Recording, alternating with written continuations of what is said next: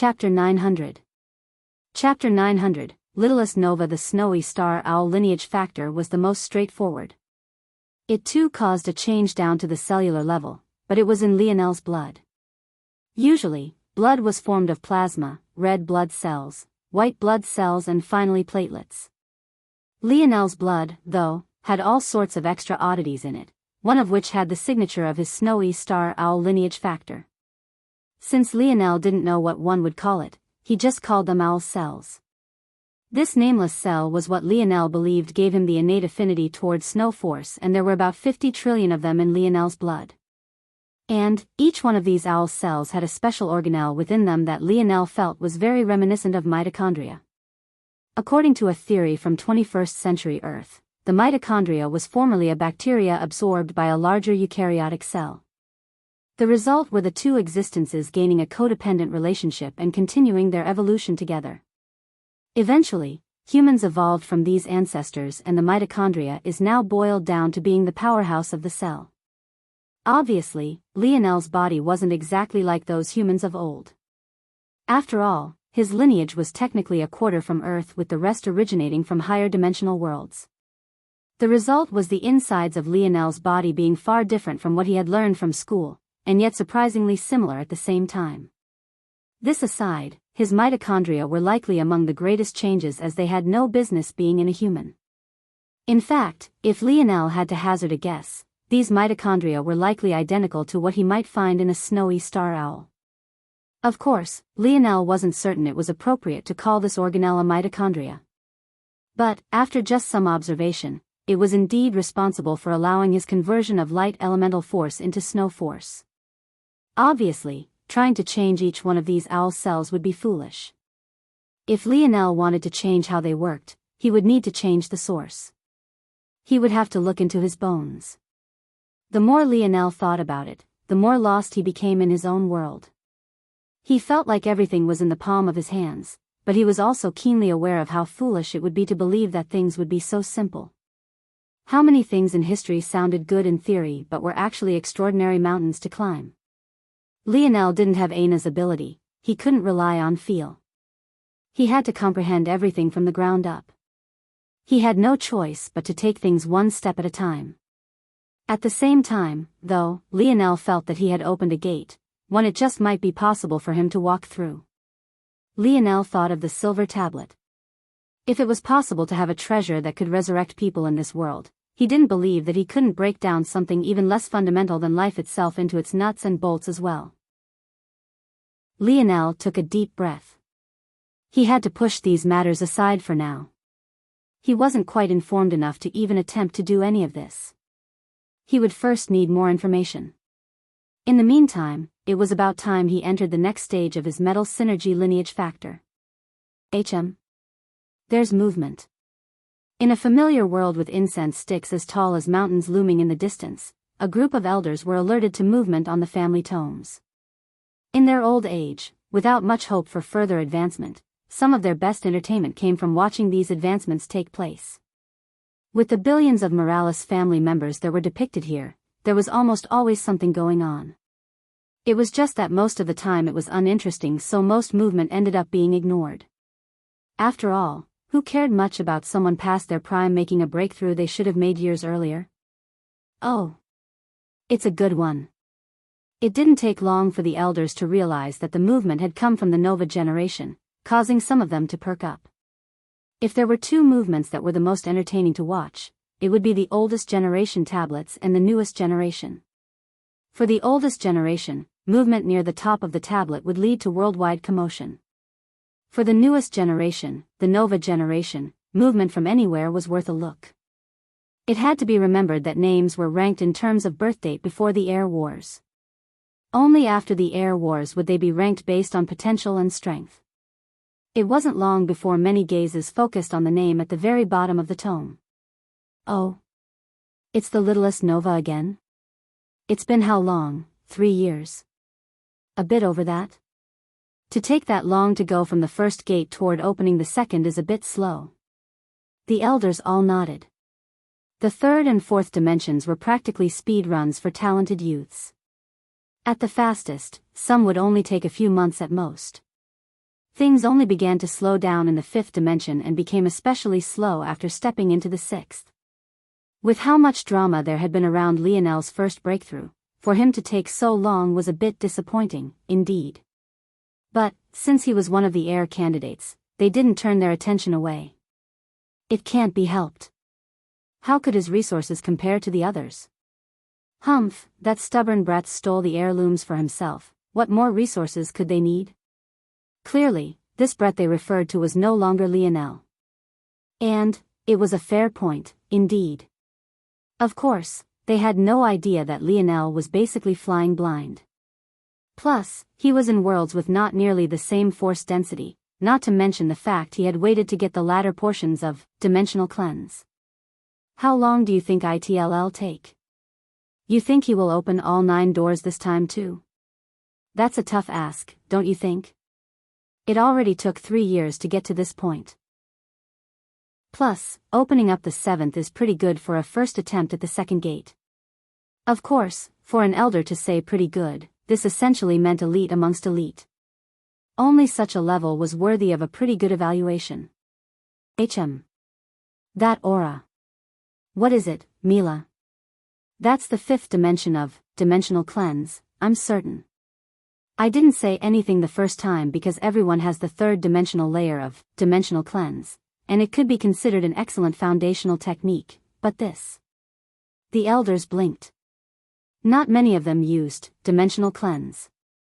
In fact, Mila was among the very few that did. It required a deep familiarity to pick out something like that from the mere aura of a shining name. But, what this observation meant was even deeper than just that. The elders looked toward one another, their eyes sparkling. What? The elders were startled awake by a shout, their heads snapping in a particular direction. What the hell is wrong with you? Have you gone senile? The elder in question didn't say a single word. Instead, he extended a wrinkled finger toward the Nova Generation tablet. Chapter 901. Chapter 901, Second Gate. The elders were frozen in shock. One would think that this was because of some overwhelming phenomena, maybe some flashing lights or a rare occurrence not seen in thousands of years. But, this couldn't have been further from the truth. The reality could be described in a single word: nothing. That was right, nothing was happening. The flashing lights had dimmed, Lionel's aura had vanished, and the tablet had returned to its previous state. In fact, the elders were so speechless by this change that 5 minutes later, when yet another Morales family member began making a breakthrough, none of them even turned their heads in that direction. That's it? These elders weren't fools. The markers for failure were not there. At the same time, the change in Lionel's name couldn't have been clearer: he had succeeded. The issue was, why the hell was it so fast? How long had it been since he started his breakthrough? A minute? Less than that? What the hell was going on? If 3 years to prepare for a breakthrough from the first to second gate was slow, then what could opening the second gate in such a short time count as? In all their years, the elders couldn't remember ever seeing such a thing. His aura was very pure, Mila said slowly. It felt like he spent a very long time in Tier 9 of the first gate. But, it also feels like this isn't enough to explain that. I have a feeling that he hasn't just awakened 1 or 2 stars of dimensional cleanse. The elders looked toward Mila. Aside from being one of the only few to practice dimensional cleanse, he also happened to have some of the sharpest senses amongst them. It had to be remembered that during Lionel's first breakthrough, the elders had even been able to see through how many cells he used to form his nodes. If it wasn't for the fact they had all been distracted when Mila said Lionel practiced dimensional cleanse, they would have been able to pick up on some of these things as well, though it wasn't an exact science. He's a madman just like his father. An elder shook his head. To enter the 5th dimension with dimensional cleanse would mean that he entered that vital star trial world at what level? The 3rd dimension? Does he have a death wish? The lips of the elders twitched. It was a shame. Had Lionel built his foundation with a different technique, he could have entered the trial world with more strength backing him. Then, he might have been able to succeed in one sweep. Now, if he wanted the rest, he would have to put his life on the line.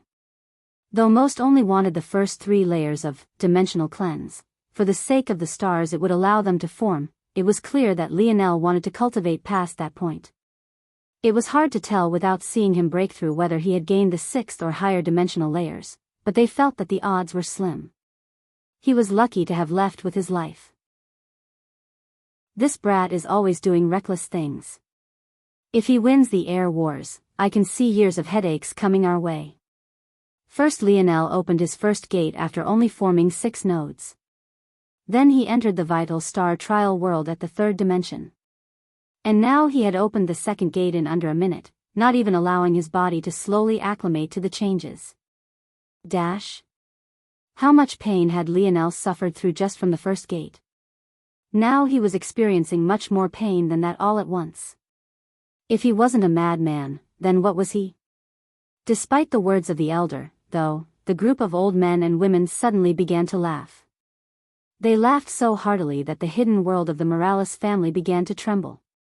A madman? Who of the Morales family wasn't exactly that? Contrary to what the elders thought, Lionel sat in silent meditation as though his body wasn't being carved into piece by piece. Before, this pain had truly been unbearable for him.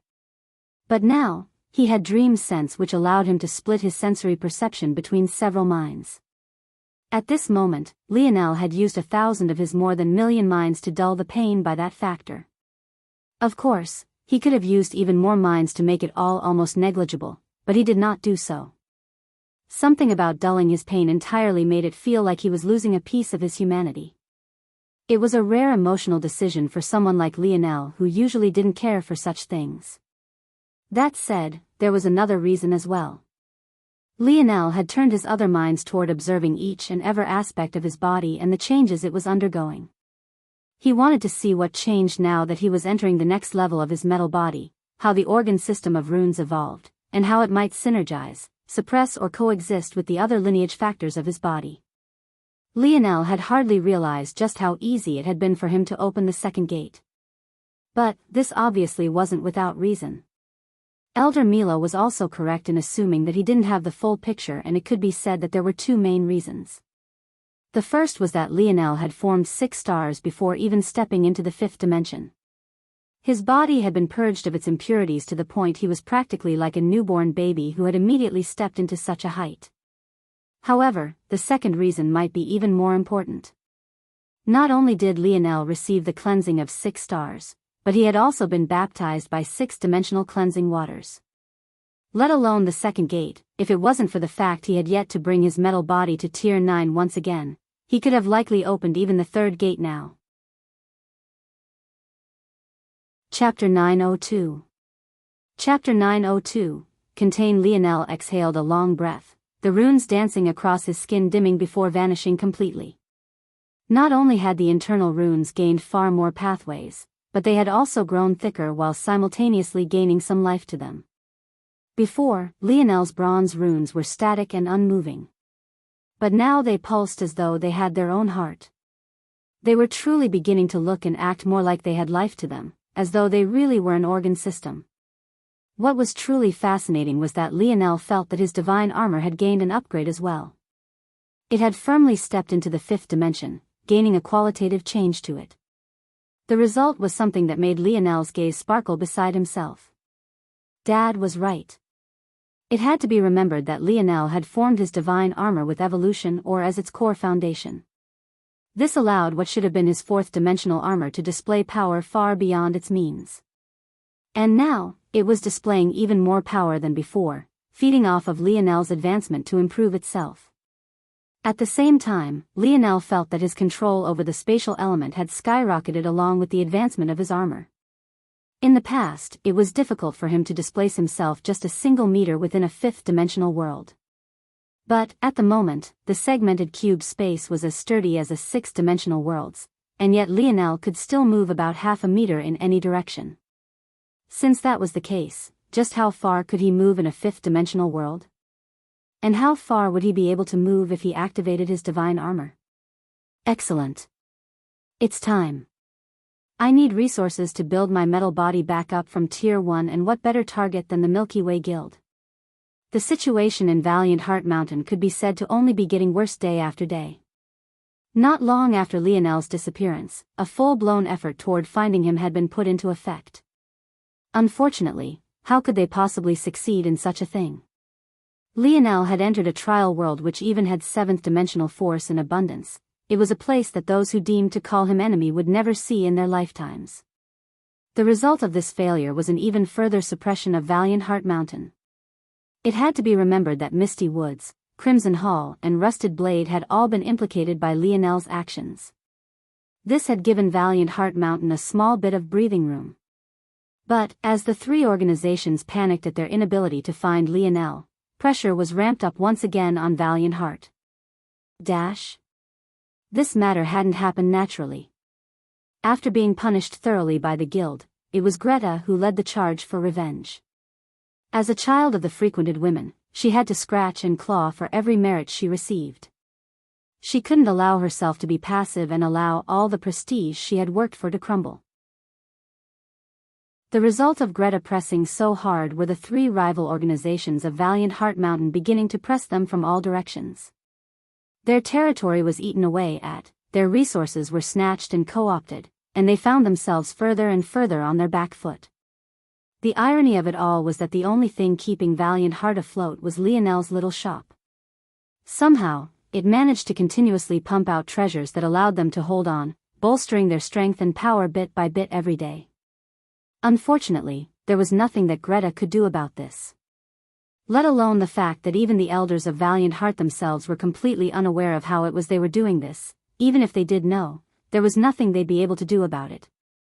The secret to the success of Lionel's Blackstar shop couldn't be found on Planet Valiant at all. The root of it all was in the Force Crafting Guild. As for why even the Milky Way Guild would be able to do nothing about this was because the Force Crafting Guild had a scope far beyond just the Milky Way. Much like Shield Cross Stars, they had establishments across all corners of the dimensional verse. The Milky Way Guild, and least of all Greta, would have no way of stopping their interaction. Lionel had no one else to thank but Jack Biennala for making him aware of the existence of the Force Crafting Guild, something that would have been the irony of all ironies to the man in question. And, in addition to this, with Jack Biennala having been chased away by Lionel, the Valiant Heart organization had no choice but to rely on Lionel's small shop entirely. The trouble was that this alone wasn't enough. As quickly as Alan, Kira, and the others were improving their skill with the help of Lionel's resources, they still hadn't caught up to Lionel. Even the best of them, Kira, even after Lionel had vanished for 2 years, was still only a Tier 9 black crafter. She was still a measure away from being able to craft quasi-bronze treasures and was even further from entering the ranks of 5th-dimensional crafters. This couldn't be helped. Not everyone had the perfect lineage factor, ability, not to mention a metal spirit to support their advancements in crafting. Without more help, it would be impossible for them to have progressed any more than this, and it could be said that Kira's improvement was a testament to her hidden talent. Unfortunately, 4th-dimensional treasures weren't enough to turn the tide of battle between organizations who had 5th-dimensional existences as their main backbone. At best, it was able to stall for some time. But how long would that be exactly? If Greta had anything to say about it, not long at all. At this moment, she had already laid out the plans for her first full-scale invasion of Valiant Heart Mountain and had begun to press toward the core of their territory. The space field surrounding the mostly earthen planets suddenly trembled beneath the presence of a mighty ship. The planet's magnetic field twisted and bent, its atmosphere growing volatile as an enormous kilometer-long ship descended from above. At the helm, Greta stood expressionlessly, a fiery red dress clinging to her curves. But, her once delicate features were marred by a red, pulsing scar that ran from her cheek, across the bridge of her nose, and finally ended by cutting across her eyebrow, leaving a thick hairless slash through it. Though Greta's face seemed to give nothing away, the trembling of this scar seemed to contain all her rage. Chapter 903. Chapter 903, Genius Deductions. Valiant Heart Mountain instantly found itself to be under a lot of pressure. Greta hadn't moved to attack in several days, and yet she also hadn't tried to hide her presence. Whether it was the lowest worker in the organization up to the highest standing elder, there wasn't a single soul that didn't know that Valiant Heart Mountain had finally reached the end of its rope. What was especially odd was that the Oryx tribe had been quiet for several months already. This alone had made many feel like something was fishy. But, before they could learn what was happening, they landed in this situation. Within Black Star, Kira, the twins, and Rum were present. If the rest of Valiant Heart Mountain could be described to be in a panic, these four were tranquil. Even the usually reserved and panicky Lisha managed to exude the same confidence as her more boisterous younger sister, Madia. "Do you think they will really attack?" Madia asked Kira. I don't think so," Kira said after a moment of thought, her gaze still focused on the craft she was working on. Those familiar with training crafters would immediately recognize that Kira might have been drawing force arts with her quill, but she wasn't actually crafting. Rather, her target was what looked like a solid piece of wood. And yet, beads of sweat fell from her forehead with every stroke she made. This would seem simple, but it was actually a very hard substance with an irregular pattern of grain. This combination of characteristics made it especially difficult to control a crafting quill. The substance being dense and tough made things difficult enough, but the irregular grain patterns made it so that the quill tended to want to follow the path of said grains rather in the direction a force crafter wanted. The result was a perfect training tool for those who wanted to increase their skill. Oh, why not? Madia had been certain that the Milky Way Guild would eventually attack. Still, she wasn't very worried about it. Worst case scenario, they would just flash the badges they had earned from the Force Crafting Guild. Unless the circumstances were very particular, no one would harm a crafter without reason. Of course, in order to not put their lives in the hands of others, there were all sorts of other things they could do. For example, hiring a bodyguard from the guild was possible. They could also simply leave Planet Valiant for the guild as well. So, it was no wonder none of them were worried about their safety. That said, leaving the planet would be an absolute last resort precisely because the optics would be poor. Whether they liked it or not, they were still representing Lionel even now. Though outsiders didn't know it, the people of Valiant Heart did. If they failed to live up to this ideal, it would make Lionel's future plans more difficult. As far as they were concerned, Lionel was the reason they could live a life of such leisure now. They had gone from a faction no one wanted to work with to the most important crafters of the organization in just a few years. If it wasn't for Lionel so graciously sharing his crafting knowledge with them, how could they ever accomplish such a thing? Though it was impossible to tell if their resolve would hold firm even to the point of death, at least for now when their lives weren't an immediate path of harm, they had no reason to betray Lionel. "The same reason why we can't just leave," Kira replied, "the optics would be terrible. The Milky Way Guild is a guild of merchants. What is most important to merchants is profit, connections, and most essentially, neutrality. If they had managed to handle things back on planet Vincero, it would have been fine. After all, that was their territory being encroached upon. They had the right to defend it. But now, they're baring their teeth toward others. Whether they wanted to or not, this action suddenly reminds everyone that this friendly group of merchants they've allowed into every corner of their lives might not be so friendly anymore as long as they make one wrong move. If the Milky Way Guild really bears their fangs completely, nothing might change initially, but soon they'd find themselves slowly being suppressed in the future. It might start with a demand for higher taxes from the territories they operate in, and then it might become their operations having to be overseen in case of illegal activity. Then it might become smaller merchant guilds eating up contracts they had held on to for years. It could all eventually snowball to the point the Milky Way Guild of old would be no more. Ah. Kira, you're so smart. Lisha's innocent, childlike eyes lit up. Kira coughed lightly, her crafting quill deviating from the path she had planned. Yes. Of course. She said, hiding the tinge of red that colored her cheeks. It was actually Lionel who had said all of this. He had left behind an explanation of what might happen with Alan who had passed it on to Kira. But now she was being praised for something Lionel had deduced months ago. But then why are they here if they want attack? Madia asked after a while. Well, Kira started, they're probably trying to apply pressure. Also, there are probably very few people who are certain that that ship is from the Milky Way Guild, and that's only because we have information on the ships they sent to planet Vincero.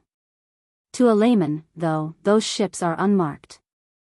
If I had to take a guess as to what might happen, they plan on pushing us into a corner. When we're thoroughly suppressed, lacking in supplies, and low on morale, they'll probably send in the 3 organizations to deal a decisive blow to us. Of course, they might sneak in a few elite soldiers from their personal fleet. But, by then, who will really pay attention to such a small detail? Kira coughed lightly, giving out her well-thought-out opinion eloquently and even taking some pauses to make it seem more authentic. When she saw the worshipful gaze in Lisha's eyes, she couldn't help but grin to herself. At that moment, though, Philly came rushing in, pushing up his glasses as he hurriedly spoke. They're attacking. They sent down a first wave. Chapter 904. Chapter 904, moping Philly seemed to have appeared from thin air. Clearly, he had just teleported into Blackstar's top floor, as they all had the right to do. Without knowing when the Milky Way Guild, or more accurately, its lackeys, would take action, some of them had been sent to continuously monitor the situation. Of course, that fell on the shoulders of the other members of the former Polished Glass faction. After all, Alan and the others, not to mention most definitely not Elther, couldn't casually stroll around Valiant City. By this point, the organization had been on high alert for a very long while. They weren't caught off guard by this sudden attack, but this didn't mean that their nerves weren't fried. Many of those tasked with the first line of defense hadn't had proper rest in weeks, and those on the back line weren't much better. A first wave? They've grown impatient, they should have waited at least another week. Kira spoke based on Lionel's analysis once again. If they had waited that long, Valiant Heart would collapse in a day or 2 at most. Whoever is commanding them is either pressed for time or immature. Do you know what the first wave is wearing? They seem to be a cluster from all 3 organizations. But, they're all in the 4th dimension. The strongest amongst them is at the quasi-5th dimension. They're still holding back. Kira shook her head. Lionel had left behind several archetypes for what sort of commander might be leading this charge, and he had ranked them all from most dangerous to least dangerous. Or, as Kira liked to put it, smartest to dumbest. The most dangerous commander they could face was one that not only waited an extra week like Kira had expected, but said commander would also swarm Valiant Heart with its full power immediately, not holding anything back and claiming the city in one sweep. As for the least dangerous and dumbest commander, they would not only be impatient, but they would also be wishy-washy in their impatience, choosing to balance their early attack with probing strikes. In Lionel's opinion, such a commander was a fool. Sending out probing strikes would give their enemy a chance to solidify and reaffirm their resolve. Without sending out a group that could immediately crush them, you would allow the light of hope to burn. By the time your enemy realized they should be despairing, you would have suffered casualties just as great as they did. Of course, these were all based on Lionel's simulations that were only growing better and more accurate by the day. And, this was only one thing to consider. The commander was Greta. She was the one directing the 3 organizations.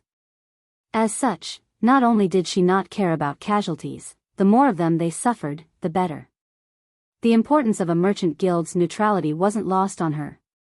In Greta's mind, she was killing 2 birds with 1 stone. Not only would she take out an enemy, but she would also weaken 4 organizations who had seen their teeth being bared.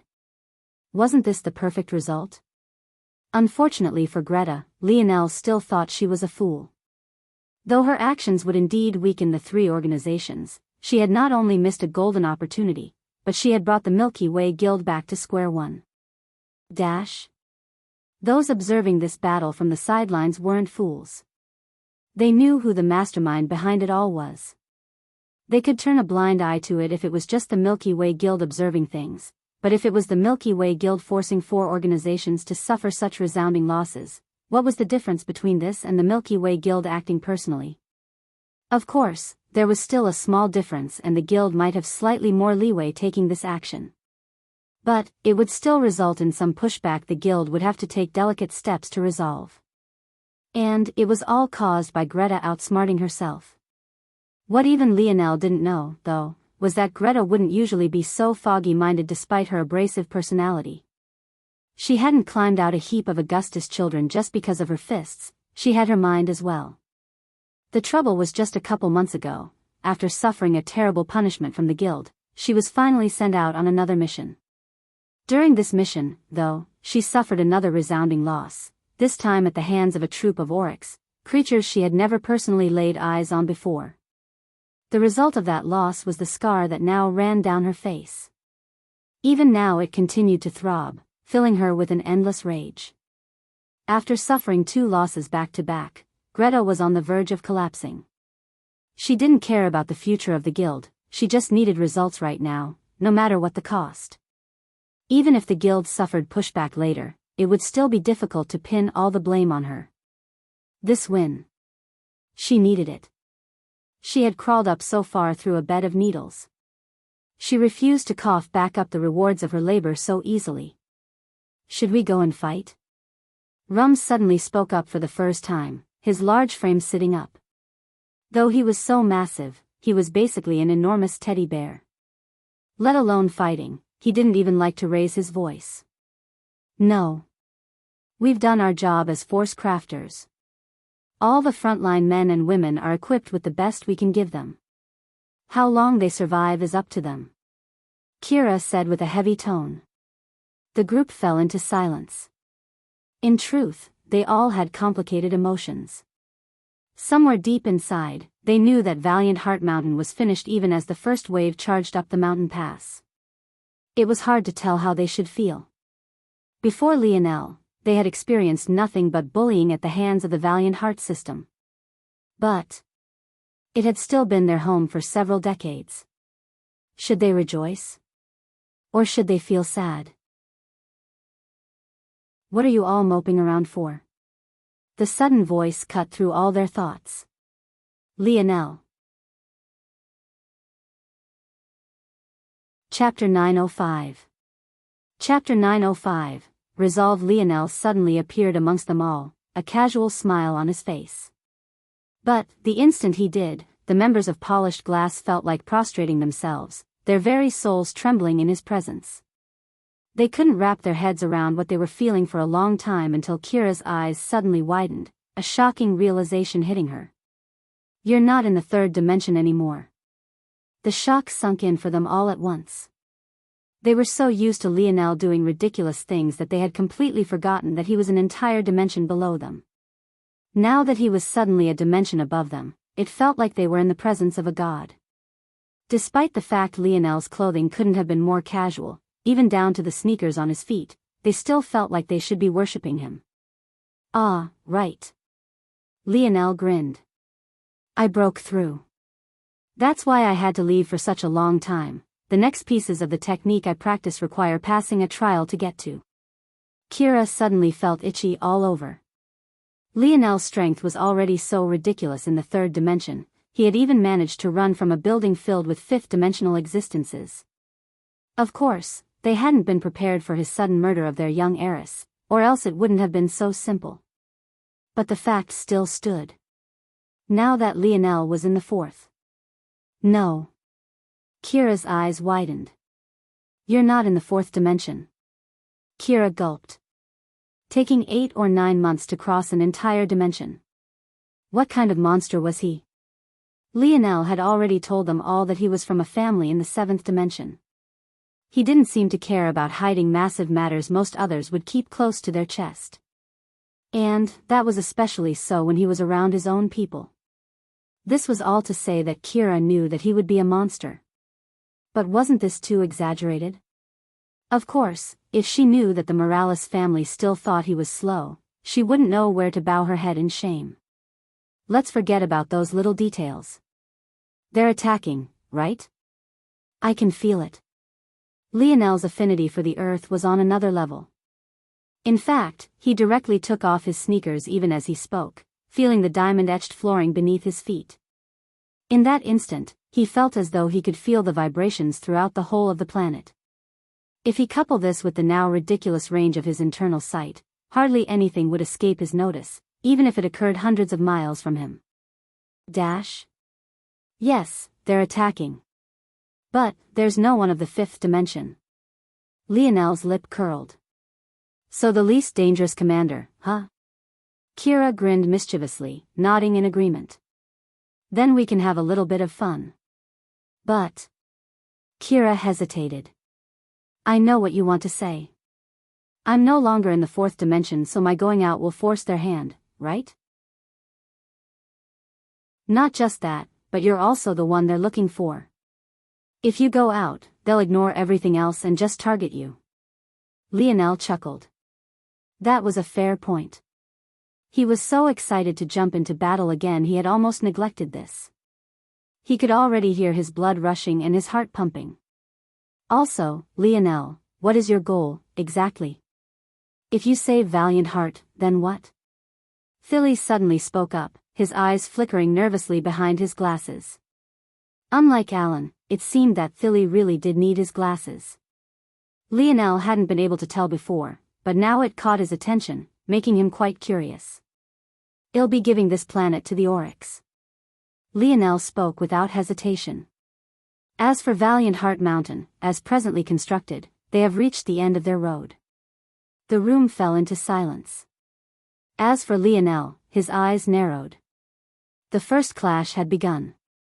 Through his feet and his internal sight, Lionel's gaze was practically transported dozens of kilometers away. As though he was right there, he watched the first clash happen, the first spurt of blood, the first clang of two weapons, the first mournful cry. The reason Lionel hesitated wasn't because he was worried about his safety. It would take a lot to threaten his life right now. What he was worried about was the implications it would have for Valiant Heart Mountain. By now, Shield Cross Stars had definitely heard of these events. So, if he appeared now, not only would the Milky Way Guild think the organization had been harboring him, but Shield Cross Stars would likely also begin to target them in an above-board manner for colluding with a fugitive. But, Philly's question had put everything into perspective for him. He had already decided that Valiant Heart Mountain couldn't exist anymore. In fact, the pressure that would be applied by both the Guild and Shield Cross Stars would make it even easier for the Oryx to take this planet. I'll have to apologize to Sail when I get the chance. Hopefully she won't hate me too much. After all, I owe her a favor for removing the slave brand from my forehead. Lionel bent down, rolling up his sweats until both legs rested at his calves. His palm flipped over, revealing a simple wooden spear. It seemed pristinely crafted, but there wasn't an ounce of a special aura coming from it or its blade. You guys head to the Force Crafting Guild. After I am done here, I will go meet up with you. Leave the treasures in the shop behind, they can consider it as a final farewell gift. Without another word, Lionel vanished. When he appeared again, he stood so high in the skies that he was nothing but a faint dot to most. His aura spread out, a rumbling might shaking the battlefield as though to alert them all of the presence. A warlord of the battlefield had come, and his purpose was singular. Then, Lionel began to fall. Chapter 906. Chapter 906, Apology on the ground below. The blue belt-wearing seniors had taken up the vanguard. Those that were left were absolutely loyal to Valiant Heart, and surprisingly, both Hephaestus and Raylion were present. With their talent, most organizations would accept them. In fact, many of the blue belt seniors had long since found reasons for leave. Whether it was to visit their families after such a long time or to go out on an adventure, and sometimes it was completely without reason, many of them slipped away. However, maybe the two men Lionel hated the most were still here, holding down the front line. The former brandished his two daggers with ever-growing ferocity. The latter made a 10-meter radius around him an absolute death zone. Anyone who stepped foot into his range was crushed into minced meat without warning. To their side, Sail flourished as well, the petals and vines of her unique constitution taking on the role of both offense and defense, not to mention giving them an even greater advantage in terrain.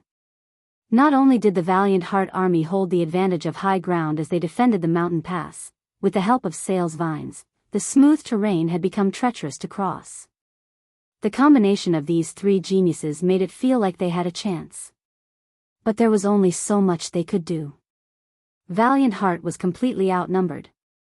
Though the impact of those three was quite large, there was only so much of the battlefield that they could cover for. And, without the support of other geniuses like Lionel or Aina who hadn't appeared in almost a year now, they were all the organization had. Since their enemies hadn't sent out fifth-dimensional existences, this became a tacit agreement that such powerhouses wouldn't participate just yet. This was their best chance to make an impact with their strength, so they had to go all out. But, how much could they do as three against an army of tens of thousands?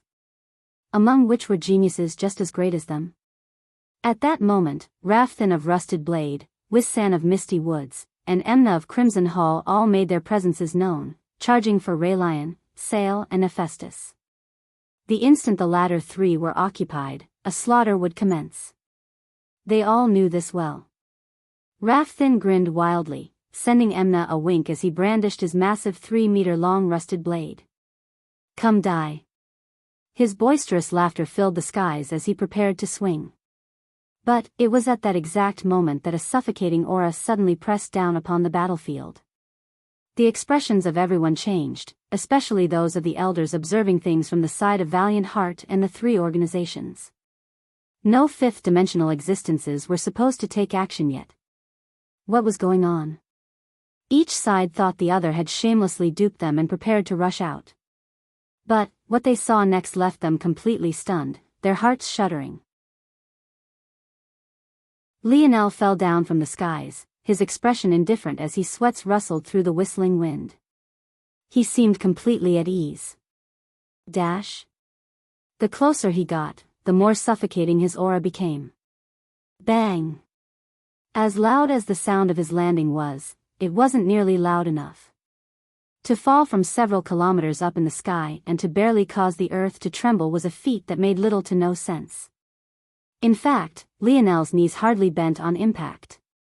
One would have thought that he had been standing there the entire time. In an instant, he had appeared at the dividing line between two armies, his right hand casually swinging his spear in what seemed to be a more and more refined arc. It took no more than a moment for most to recognize Lionel. The spear, that light violet hair, that bronzed skin. It was undeniable. But, as soon as they realized this, the reactions were vastly different. One side couldn't believe he had appeared while the other was caught in the excitement he had crossed with the shock he felt so imposing now. Rafthin, who had raised his blade to attack already, narrowed his gaze, a sinister light flashing within their depths. Before, he had lost to Lionel handily, but he couldn't display even a tenth of his power. He felt like he had been suppressed from all angles and he couldn't manage to get a foothold anywhere. But now, they were on solid ground, not those ridiculous waving pillars. The power he could display now was like night and day. After just a moment's delay, Rafthin shot forward, the aura of his blade rising again and against as the manifestations of his 4 seasons realm comprehension rose into the skies. On one side, there was a blazing heat. On the other, there was a treacherous cold. They wrapped around one another, threatening to implode in a cacophonic boom. Lionel. You shouldn't have appeared here. Sale's voice was caught between anxiousness, anxiety, and a shrill disbelief. Lionel sighed and looked back toward Sale. I'm sorry about this. Sale was stunned by Lionel's words, her expression warping. What was that supposed to mean? Her mind was too befuddled to come up with a conclusion immediately. And, by the time she was on the precipice, she suddenly noticed Rafthin's actions. Watch out. Lionel shook his head, seemingly still lost in his apology. It really was hard for him to cross Sale like this. Though he had reprimanded her almost a year earlier for expecting him to help an organization that didn't want to help itself, that didn't mean he wouldn't feel bad doing what he was about to do. Or rather, what he had already done. But, there was no changing that now. At that moment, Rafthin had appeared before Lionel, his long blade raised high in the air. Getting distracted on a battlefield? Die. Rafthin released all his resentment. Because of Lionel, he had to spend months recovering from his wounds. The result was his progression slowing by several measures, all because of this bastard. Sale didn't even get a chance to reach out a helping hand.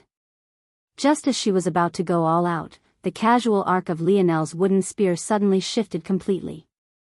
Rafthan's roar was caught in his throat, his eyes widened in shock even as he suddenly found himself staring at a headless corpse, his headless corpse. With a single blow, Lionel had felled a genius of the Rusted Blade organization. He turned to face the remainder of the army, his aura steadily growing the point they felt their knees go weak. Without Lionel raising a finger, they began to collapse one after another, the resolve in their hearts shattering. Chapter 907.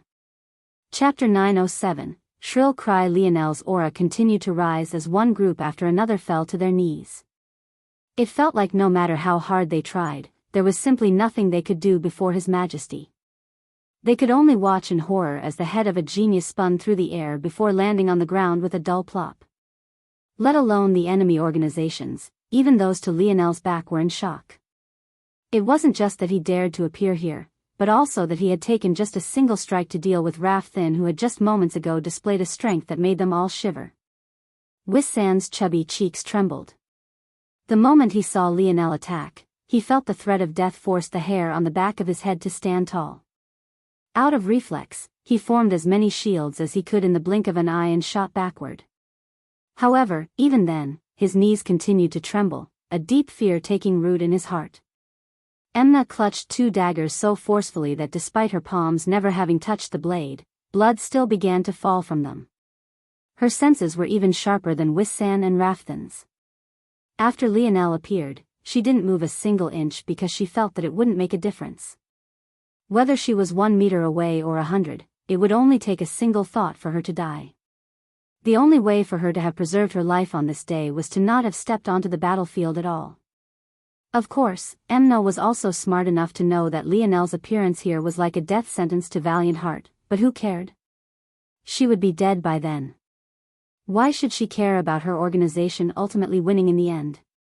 How dare you? Rage-filled roars rose up from the backline of the three organizations. Their auras surged forward, trying to dispel Lionel's hold on their armies, but it was to no avail. Lionel's foot rose. The clear movement of his toes, the glimpse of his soul, and the casual flex of his ankle made his actions seem as mundane as they could. And yet, by the time his foot touched the ground once more, he had vanished, appearing before Wuxia, who was just a moment away from pissing his pants. The swing of Lionel's spear seemed slow. Every half a foot it moved in an arc left behind another clear image, harmonizing with the light elemental force in the surroundings. Lionel had found that practicing the swing of his spear while activating harmonic spear caused the nerves that made up his spear domain lineage factor to fire multiple times for just a single swing. The result was a single swing being worth up to 10 or even more depending on the afterimages he produced. He found it to be fascinating. The act of mapping out exactly the position his body had been to relay it to harmonic spear, and thus leave a cloned afterimage in the air, was actually helping him to train. It seemed that this low-level technique would have to follow him for a while. PCHU. Wuxia's energy shields were sliced through like partially melted butter. He didn't stand a chance before he too found himself looking at his headless corpse. However, unlike Rafthan, he had been aware that he was about to die from start to finish. The result was him being forced to watch as a moist patch spread across the crotch of his corpse. He died. Humiliated. At that moment, the enraged auras of the elders of the three organizations charged through the army. It seemed that none of them had the ability to fly, so they could only take large leaps forward, crossing hundreds of meters at a time with fury lighting their gazes. Dash. Among them was the elder from Rusted Blade with the exaggeratedly large great sword that had previously made Lionel chuckle, the old woman with a foot in the grave from Crimson Hall, and finally the silent old man from Misty Woods. Even the silent old man couldn't seem to hold back his rage. He stared at Lionel with a brewing storm threatening to leap from his chest. They had never thought that such a thing would have happened right at the start of the battle.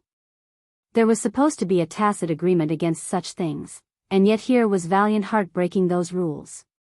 But, when they saw Lionel's face, they suddenly understood that his appearance couldn't have possibly been related to Valiant Heart. Sending him out, especially when the battle had just begun and they weren't anywhere near being in dire straits, was foolish to an extreme. It was like nailing their own coffin.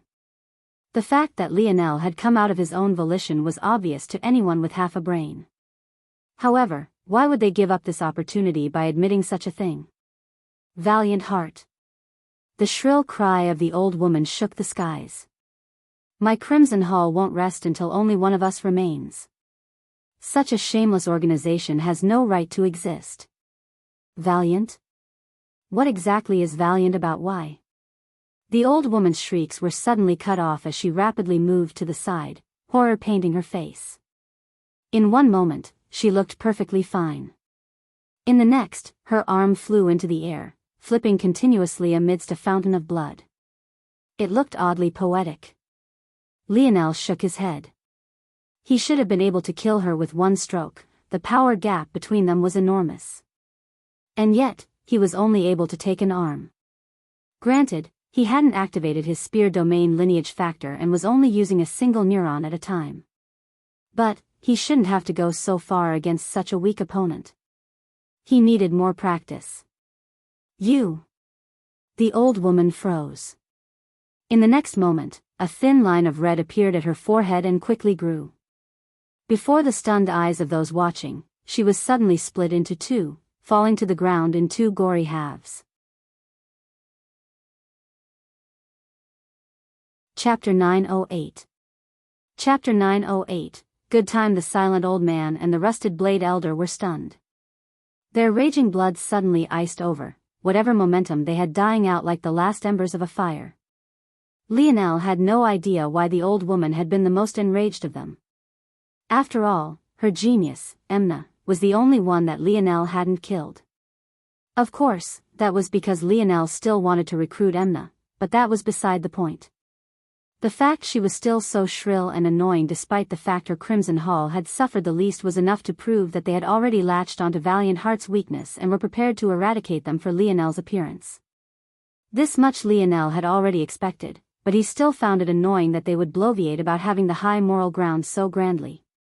So, he decided to kill her first. Plus, what got to Lionel the most was the mantra of Crimson Hall. They were an organization that loved blood and murder. They even taught their disciples that there was nothing more important. And yet here was their leader, shrieking over the death of warriors who had come to a battlefield. It was ridiculous. By now, there wasn't a single soul who didn't know Lionel was in the fifth dimension. It was hard to tell because he couldn't be quite considered to have firmly stepped into Tier 1, but his battle prowess was more than enough to force the elders to ignore this small difference. To become an official elder of a bronze organization at their level, one needed to enter Tier 1. The organization heads like the shrill old lady and Hutchin of Valiant Heart would be either Tier 2 or 3. As for the mysterious protector elders that had followed them to the competition on planet Vincero, they would be Tier 4. Much like in the third and fourth dimensions, every 3 tiers resulted in a large watershed, causing the gap between Tier 3 and Tier 4 to be quite large. This gap was enough for these old men and women to become the trump cards of a bronze organization. However, what these numbers also showed was that Valiant Heart, Rusted Blade, and the other 2 organizations were at the bottom of the barrel in terms of bronze organizations. They most definitely couldn't be compared to the Milky Way Guild, which stood amongst the peak of bronze organizations, having a quasi-6th dimension existence as their head. Knowing this now, it was no wonder the 2 heads were frozen into silence. A Tier 3 expert had been killed with just 2 swings. Didn't that mean that Lionel already had the ability to single-handedly eradicate their organizations? The head of Rusted Blade took a step back, slowly communicating with his 4-meter-long great sword. For the first time in his life, he regretted just how enormous his weapon was. Why was it taking so long to enter his palm? The silent head of Misty Woods released his aura, shattering his shoes into scattered fluttering pieces of leather and fabric. His toes dug into the soil of the mountain pass, a strong surge of wood elemental force pervading the surroundings as he kept his nerves tight and primed. Oh. Tier 4. Surprisingly, the head of Misty Woods was already at the level of a mysterious elder. Clearly, he had kept this card close to his vest until now because even the head of Rusted Blade was stunned. Of course, it wasn't that Lionel couldn't have pried into the secret previously, it was that there was simply no point until just now. Who knows, maybe the gap between Tier 3 and 4 would be large enough to make this interesting. If you are doing this for your friends, I can tell you that they've already returned to Earth. Lionel blinked when the usually silent old man spoke. Was he trying to get him to give up? What a sly old man. If he left now, Valiant Heart would still be labeled as traitorous and it would only make it easier for them to take down. It seems the head of Misty Woods thought that Lionel was worried about his friends, so he took this risk. The reality was that Lionel already knew his brother's return to Earth. It couldn't have been more perfect timing. By now, Earth should have already entered the 5th dimension. Its speed was shocking to many, indeed. Lionel simply smiled in response. Let's fight. Lionel shot forward, his figure leaving afterimages in its wake. In that same instant, a tsunami of tree roots surged out of the ground, causing Lionel's brows to raise. The power of this move was not small. Surrounded by forest from all sides, it seemed that the head of Misty Woods wasn't a pushover. Dash. The head of Rusted Blade finally got his blade into his hands, his aura flourishing. His gaze locked onto Lionel, his mind filled with murderous thoughts and intentions as universal force began to formulate around him. Lionel suddenly found himself dashing through a death trap of thick trees, roots and branches. Sometimes he was right side up, but he often found himself running sideways and upside down just to dodge out of the next vice trap. Lionel quickly realized, though, that the head of Misty Woods' goal wasn't to immediately kill him. He was changing the terrain to make the battlefield as beneficial to himself as possible. It was clear that compared to the shrill old woman and the head of Rusted Blade, this old man knew how to use his head. The head of Misty Woods took a deep breath as scales of bark began to cover him from head to toe. An ancient, wizened aura exuded from him as his strength and momentum continued to grow. He rose his palms before him and turned them to face the sky, angling them at a 45-degree angle to make it seem as though he was holding a large book with pages twice the size of his head. At that moment, Lionel's pupils constricted as he felt a subtle shift in the atmosphere. Today would be the day he met his first religion of the dimensional verse. It was most definitely not going to be a good time. O goddess of the evergreen, hear my call. Chapter 909. Chapter 909, Time and Energy. Lionel had never sensed before pervaded the air. If he had to describe it, he would say that it felt as though world force and universal force had fused into an all-new sort of force that suddenly gave this head before him, who was already going to be slightly difficult to deal with, even more strength to work with. The trouble with Lionel's current level was that he had yet to create or learn fifth-dimensional techniques that could supplement his raw strength. The only exception to this was star fusion, but he couldn't very well take out his trump card for this battle, right? Now with the head suddenly bringing out his full power, feeling the threat of Lionel, this would be troublesome indeed. At that moment, the countless layers of wooden vines around Lionel suddenly began to rise up and fuse into one. The odd force grew into a tempest, even faintly suppressing Lionel's own aura to the point he couldn't help but narrow his eyes. In one moment, Lionel was jumping through an obstacle course of tree roots. In the next, a large palm formed of wood suddenly blotted out the sky. It was 10 meters from palm to tip and was constructed of numerous overlapping vines. Just the momentum of its downward swing alone made it feel as though the air around Lionel was solidifying, the harsh whistling and whining grating on the ears. It felt to anyone observing that the moment the palm fell, everything beneath it would be eradicated. But what was most shocking to Lionel was that he found his force being restricted as though he had suddenly stepped into a higher dimensional world. Even his spatial force didn't seem to want to allow him to dodge out of the way. How could Lionel not be shocked? He had never heard of such a force before, and he had definitely not expected someone like the head of Misty Woods to have access to it. The head continues to hold out his palms, his face the picture of piety and reverence. It was like he could almost feel his goddess embracing him, like he could sense the touch of her lips to his forehead. For her, he would do anything. Lionel found his ankles bound and his wooden spear refused to listen to him. It was clear that his spear preferred to listen to the call of the wood elemental force around it rather than Lionel himself. Lionel shook his head. He had a feeling that if it was Amory, even a seventh-dimensional wood elemental force user wouldn't be able to make his sword react like this. Lionel's spear couldn't have been more common. With a simple knife, he could easily carve one far better. But Lionel still felt like this was true. It might be in the way I use spear force. Is it just a blade for sharpening? Or is it more than that? If it's just a blade, what would be different between different weapon forces? Wouldn't they all be the same? Lionel felt like he had grasped onto something.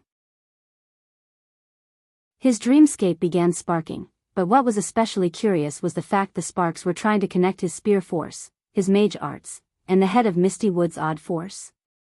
What could possibly link these? Seeing that Lionel was actually absent-minded in battle, the people of Valiant Heart panicked. By this point, the palm was only 5 meters above Lionel's head.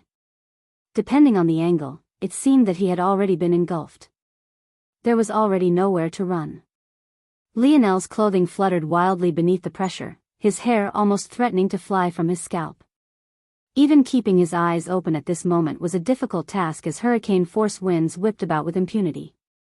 Lionel finally looked upward, a calm expression on his face. For a moment, the winds around him settled down as though they couldn't move in his presence. Meteoric impact. Lionel sent out a simple piercing strike upward, its image layering several times over. The instant his spear blade met the palm of wood, the world went silent for a moment. And then, it all imploded. Bang! A tempest of raging flames shot into the air like a crimson cone. It blasted a hole through the palms so wide that Lionel's figure was completely unharmed when the rest of it descended. Lionel's sudden burst of fire elemental force was so massive that all the water vapor in the air vanished in an instant. The temperature skyrocketed, the air became dry, and the skin of those in the surrounding began to crackle and redden. Flames licked across the head of Misty Wood's technique, threatening to burn an entire forest of trees along with it. At that moment, the head of Rusted Blade appeared before Lionel, his 4-meter-long blade descending from the skies with every intention of severing everything in its path.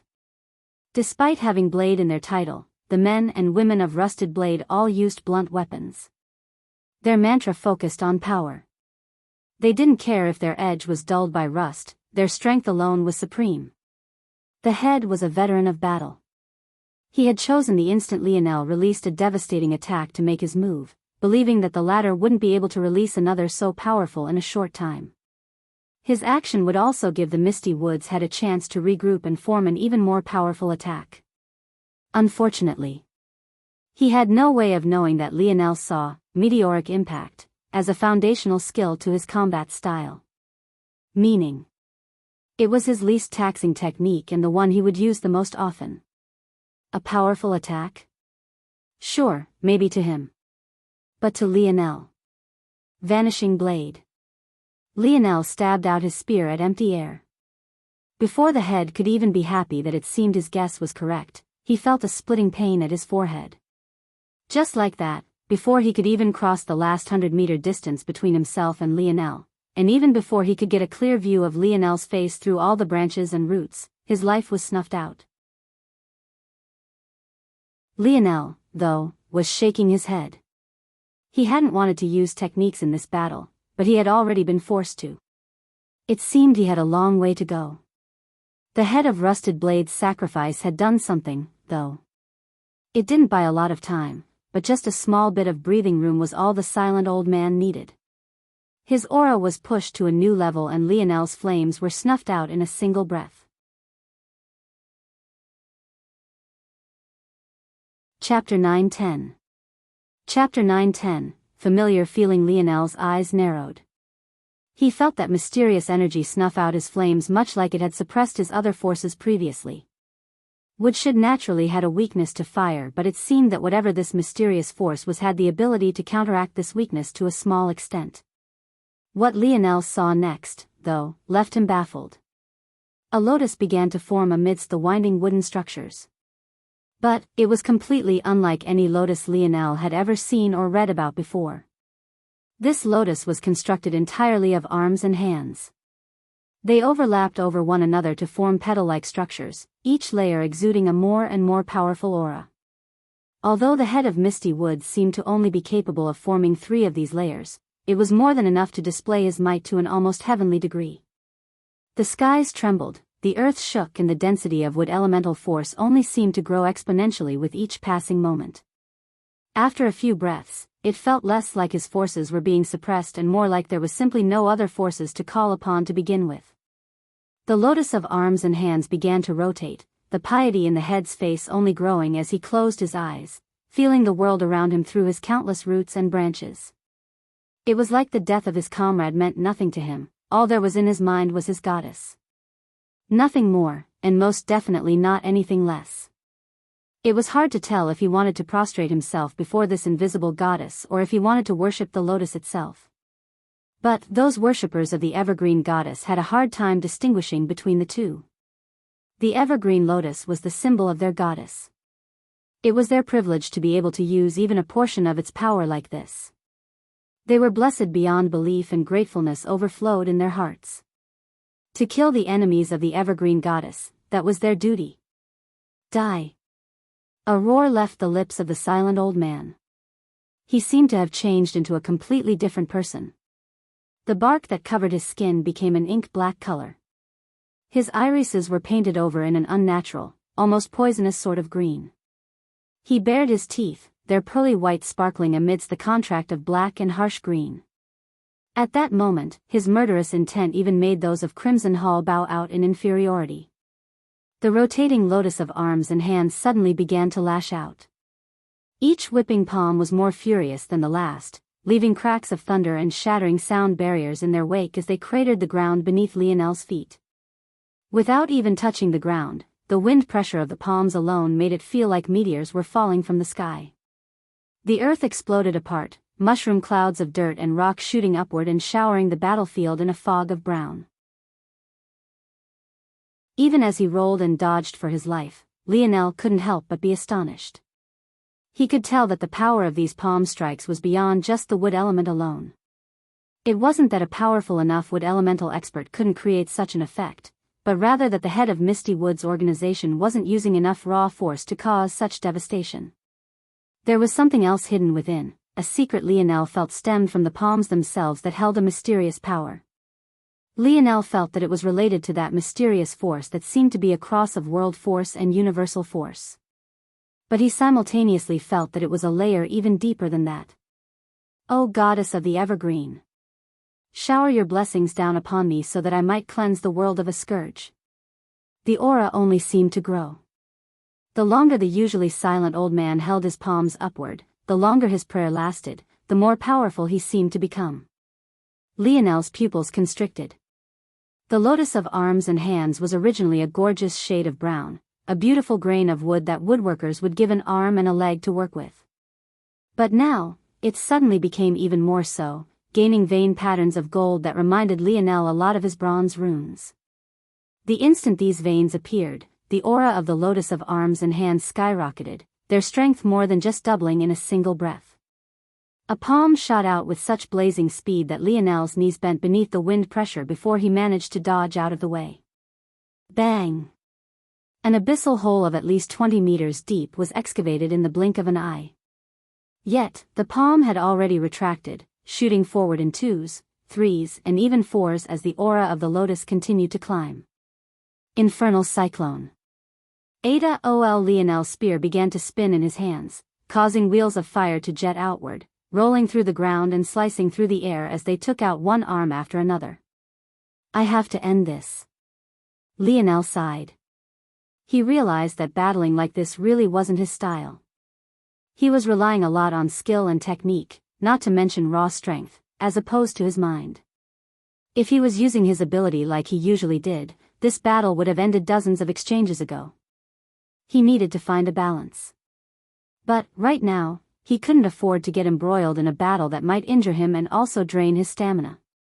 After all, he had enemies closing in from all sides right now. It would be foolish to continue like this. Still, I have to thank you for opening up a new world to me now. I think I understand how to progress my universal force after so long. Lionel stopped holding back, his gaze suddenly turning a deathly shade of cold. The entire world reflected in his mind. If he wanted, he could envelop the whole planet in his senses. Lionel's steps flickered, his body vanishing and reappearing as it weaved in and out of sweeping roots.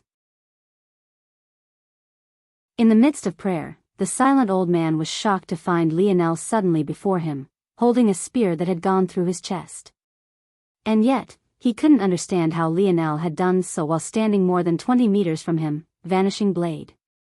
Lionel retracted his spear, his head tilting up to the skies as the jungle of wooden vines collapsed all around him. Were they finally going to take action now? Suddenly, Lionel's expression changed. This feeling. It was the same as when Shield Cross Stars branded him with a slave mark. His head snapped toward the head's corpse, the latter's face still etched with an endless piety. It's coming from there. Shit. Chapter 9:11. Chapter 9:11. Furious, the temperature around Lionel dropped by several measures, a shocking feat considering tongues of fire were still nipping around the battlefield and him. But this was simply the representation of how much rage he was feeling. Lionel had never truly gotten a chance to vent out what had happened to him almost 3 years ago now, but that didn't mean that he had gotten over it. He usually wore a charismatic smile and had a carefree attitude, but that only hid a deep-rooted pride that he didn't often show. A pride that had been encroached upon in this way once before, and a pride he refused to allow to be encroached upon again in this very same way. The moment Lionel sensed the change, he reacted, shooting backward as his gaze became frightening. He didn't need to think very much to understand what was going on. With all the prayers that the head of Misty Woods had been so pious in chanting, it didn't take a genius to understand that he was a very religiously devout man. It also wasn't that much of a leap for Lionel to conclude that his strength and that odd, mysterious force also came from his worship. For someone like Lionel, he might not have believed in a god back when he was on third-dimensional Earth. But, he was also a person who was very flexible when presented with new information. He wasn't stubborn to a fault. In fact, he could very easily accept new theories with solid proof behind them. Since he was aware that there was higher dimensional beings far greater than himself and he could see how the head's prayer led to an increase in his strength, was it that great of a leap to accept that gods and goddesses, or at least what lower dimensional beings would perceive as gods and goddesses, did exist? And, in the case that such a being existed, it also wouldn't be too large of a leap to believe that they got something out of people worshipping them, not much different from how Lionel's king's might grew stronger the more subordinates he had. In fact, it was quite eerily similar in that way. Having reached a conclusion up to here, what would a god that lost a devout follower do? Shouldn't there be some sort of punishment so that no one dared to casually target their people? By this point, everything made sense. Clearly, Lionel was being targeted for having killed a follower of this evergreen goddess. In fact, he was precisely being punished because the man in question, Asen Jover, was deeply involved to the religion to the point where he had become a titled member.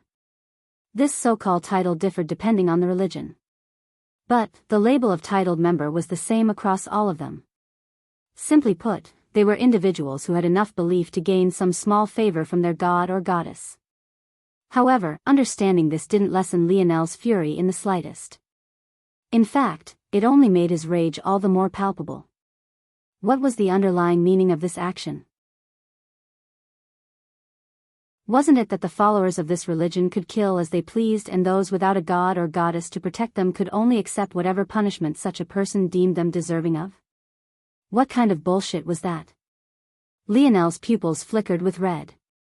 If this seal was on the same level as the one Shield Cross Stars had put on him, it would have only been a matter of a thought to obliterate it. After all, the current Lionel was so far beyond that previous sale and strength that it would be child's play.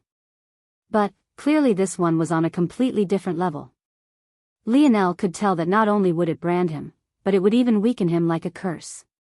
The sight of Lionel shooting back and dodging air was a shocking one for many to behold. Most here weren't even qualified to sense what was chasing Lionel. In fact, any member of the Evergreen religion or church would be shocked at Lionel's mere reaction to it, let alone the fact he was actually still dodging it. "Fuck off." Lionel's roar shook the skies. He pointed his finger forward at what seemed like empty air, his gaze alight with a furious crimson. At that moment, a beautiful light of twisting golden red appeared. Those that saw it initially felt it was among the most gorgeous colors they had ever seen. Something about it seemed otherworldly and transcendental. But, in the blink of an eye, that fascination turned to horror. A fear the likes of which rose up from the very depths of their hearts took hold. It was a kind of instinctual fear. Like one a child would have to the dark or prey would have toward its predator. This energy felt like it was meant to take hold and destroy the world. Everything in its path turned to ash. Bang! The energy exploded, clashing with the air before blasting through in the next moment. It tore into the ground and incinerated a line down the army of the three organizations. Anyone touched by this force was left without a body. Anyone even near it burst from the inside out, every ounce of liquid in their body vaporizing in an instant. The world fell into silence. A moment later, all that was left was a certain young man heaving out deep breaths, his gasps radiating out with a black fog that seemed to originate from his inner organs. Lionel had suddenly gone from a man who finished a battle with 3 fifth-dimensional existences without breaking a sweat to a mortal man who looked like he had just finished running a marathon. If marathons also charred your inner organs black, that is. It was safe to say that Lionel was furious, even now. He shouldn't have been pushed so far just to deal with something like this. Planet Valiant began to rumble. The line Lionel had cut through the earth bubbled forth with waves of lava that seemed to originate from its core. The destruction such a small beam of energy was beyond their wildest imagination. They could only look toward Lionel as though he was some sort of monster. It was at that moment that several cloaked figures descended from the skies, seemingly not worried about the planet's state in the slightest. All of their gazes locked onto Lionel.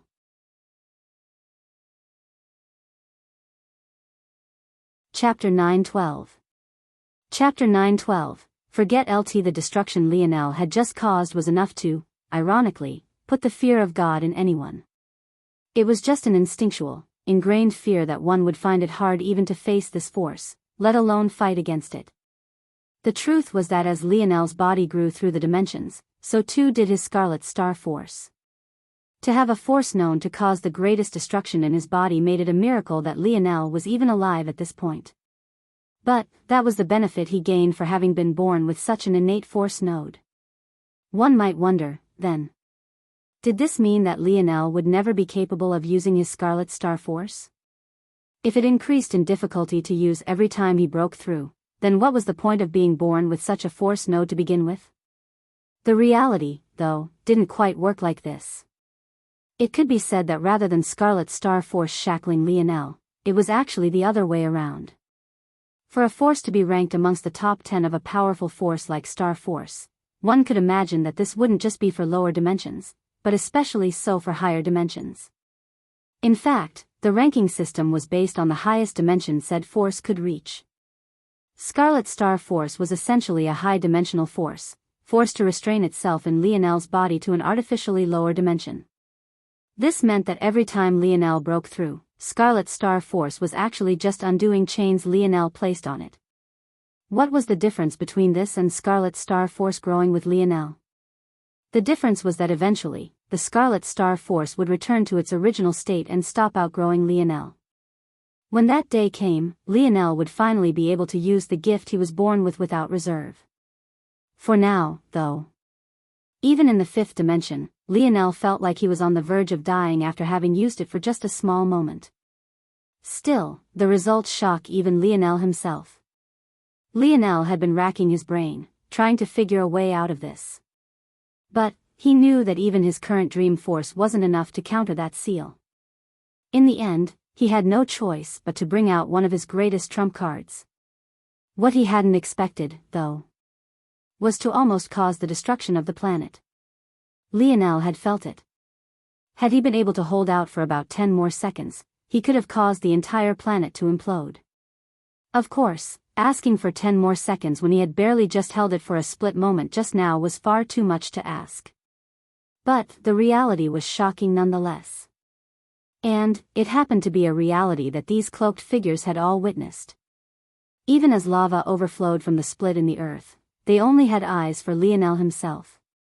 Innate force node, and a very powerful one at that. I have a feeling that you can't use that attack more than once, right? I wonder what kind of state your body is in right now. The man chuckled. Who asked you to blaspheme a 3-layer hand of the evergreen goddess? I would take a step back and let them hunt you down to the death, but they won't mind if I present your corpse to them with a small piece missing, right? The lead cloaked figure stared at Lionel as though he was looking at a priceless treasure. Lionel paused practically mid-cough. What did you just say? His tone was icy to an extreme. As ridiculous as it had been for the temperature to drop previously, it was even more ridiculous now. The heat of Scarlet Star Force still hung in the air. Even now, the foliage of the trees in the surroundings would spontaneously combust from time to time, erupting in a new rain of fire that would only make the situation worse.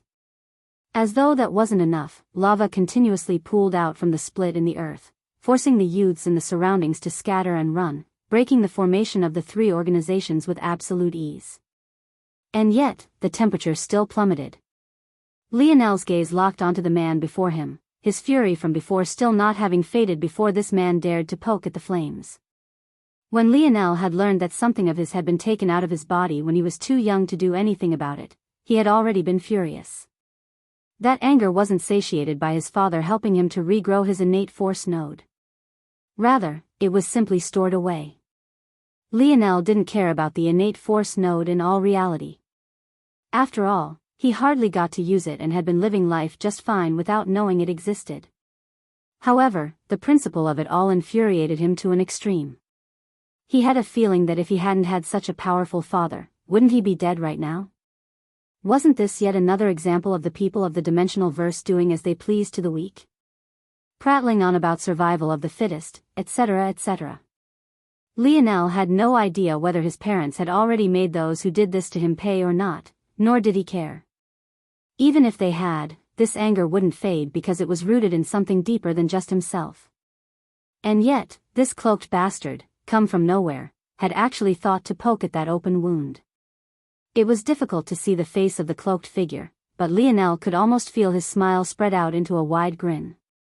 His chest puffed out, his gaze flared with derision, his contempt was so palpable that it hung in the air like a foul odor. I said, forget it. Just die. Lionel said coldly. An enormous sniper rifle appeared in Lionel's hands. Before anyone could react, a beam of blinding golden light cut through the air. The cloaked man didn't even get a chance to finish his words before his head was eviscerated into nothing, his headless corpse teetering back and forth before failing to maintain its balance and plopping to the ground.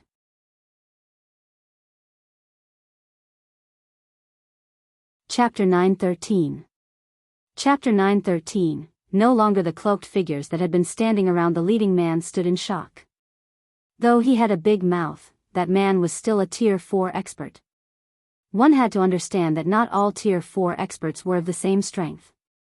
Just like Lionel could battle them with ease despite not having firmly stepped into Tier 1, there were many Tier 4 experts stronger than what the head of Misty Woods had displayed. The truth was that the head of Misty Woods had a large weakness. He needed to be in a state of prayer to display such strength. However, the cloaked man Lionel had just killed could display the same strength without needing to rely on a god or goddess. And yet, just like that, he had been killed. To make matters worse, they were standing almost half a kilometer from Lionel.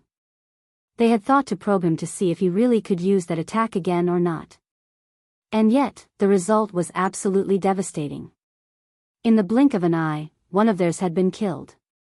Lionel didn't even react to this. Standing within 500 meters of a sniper even back on third-dimensional Earth was a death sentence. To the current Lionel, they would have to stand more than 10 kilometers away to have a chance at dodging.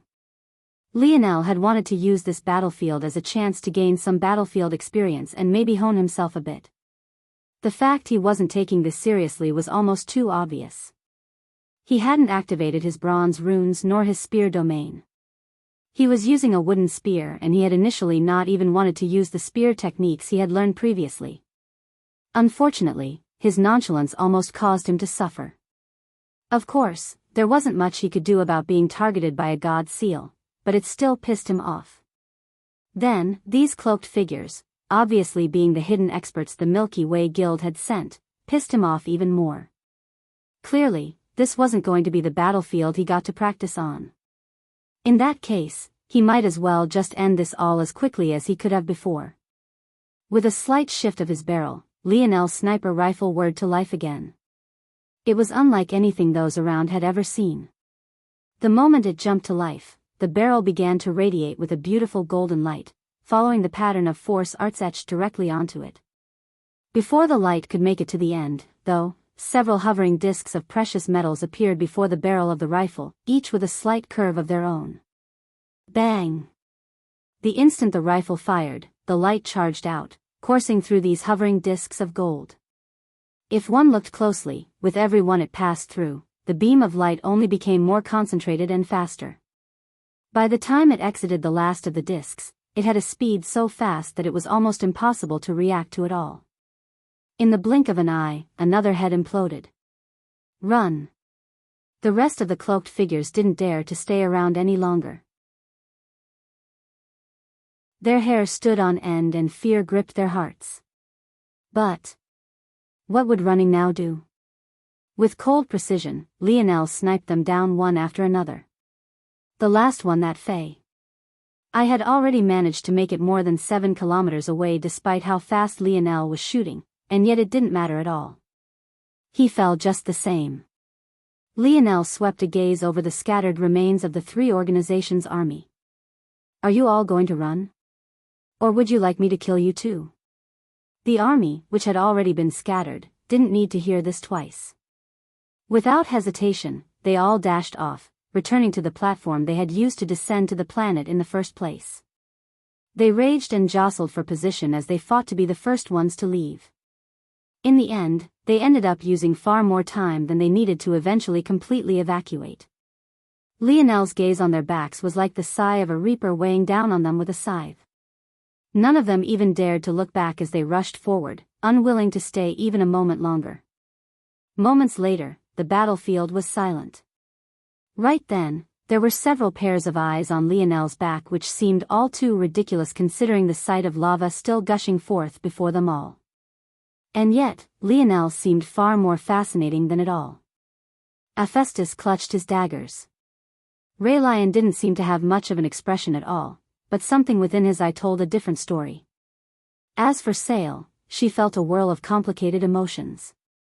Just 2 years ago, she was powerful enough even to extend favors to Lionel. But now, the difference between them was so great that she almost felt embarrassed.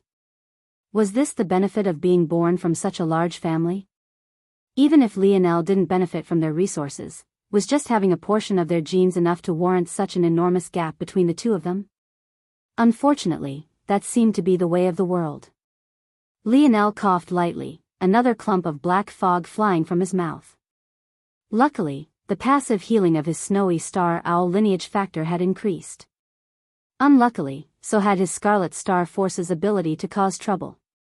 Lionel didn't even bother to cast Grand Heal.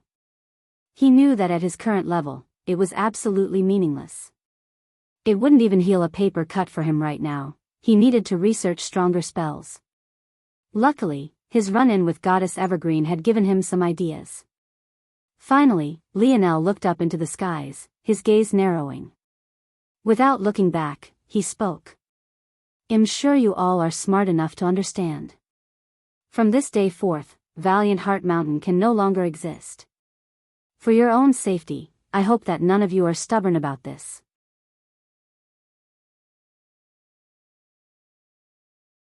Chapter 9:14. Chapter 9:14. All her false Sail's heart sunk when she heard these words. At that moment, it all clicked. She understood exactly why Lionel had apologized to her before the battle even began. From the very beginning, he had already planned to say these exact words. This was his goal from the very beginning. Sale's voice trembled. She had tried so very hard, giving everything she had for the sake of keeping the organization she had been born in together. She owed Valiant Heart and her master everything she had.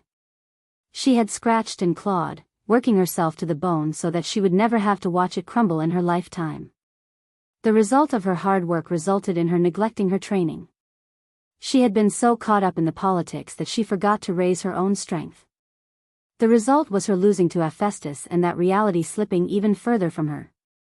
After that, she had reapplied herself, nearly entirely forgetting politics just for the sake of gaining a larger fist. In fact, even now, she had finally stepped into the quasi-fifth dimension.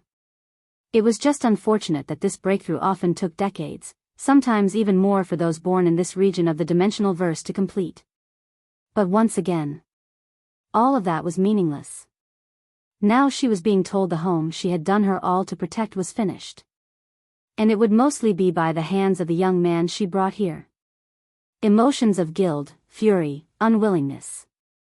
All of it bubbled up within her. She didn't know whether she should cry, shriek, or rain down all the curses she could think of onto Lionel. She wanted him to both vanish from her sight and somehow repay Valiant Heart for all the harm he had caused at the same time. The result of all of this was her body trembling beside herself. She clenched her fists so tightly that even the blood that began to pool on her palm couldn't find a path out. It only seemed to make her skin more crimson, her emotions slowly spiraling out of control. All the while, Lionel didn't even look at her as though he couldn't be bothered to. Just as Sale was about to implode, she found a wrinkled hand suddenly find its place on her shoulder. When Sale looked over out of reflex, she was stunned to see that it was actually her master. It only took a moment for Lionel to recognize this old man as one of the 4 mysterious experts who had moved out with all of them that day. His aura seemed to be particularly weak, as though he had been injured some time before. However, it was still just as strong as anyone else within Tier 4 that Lionel had ever met. This made Lionel believe that he might have even actually been Tier 5 or maybe even Tier 6, maybe even stronger. Lionel's mind instantly flashed with a thought. Case 793, Teacher Ingson, guilty of gross negligence. In a campaign against our sworn enemy, the Oryx tribe, his decisions led to the death of 14 geniuses of our Valiant Heart Mountain. The only survivor has been bribed into silence and has suffered through untold humiliation. Sale liars. Those were the exact words Raylion had said back then. Clearly, Ingson was more than just a teacher.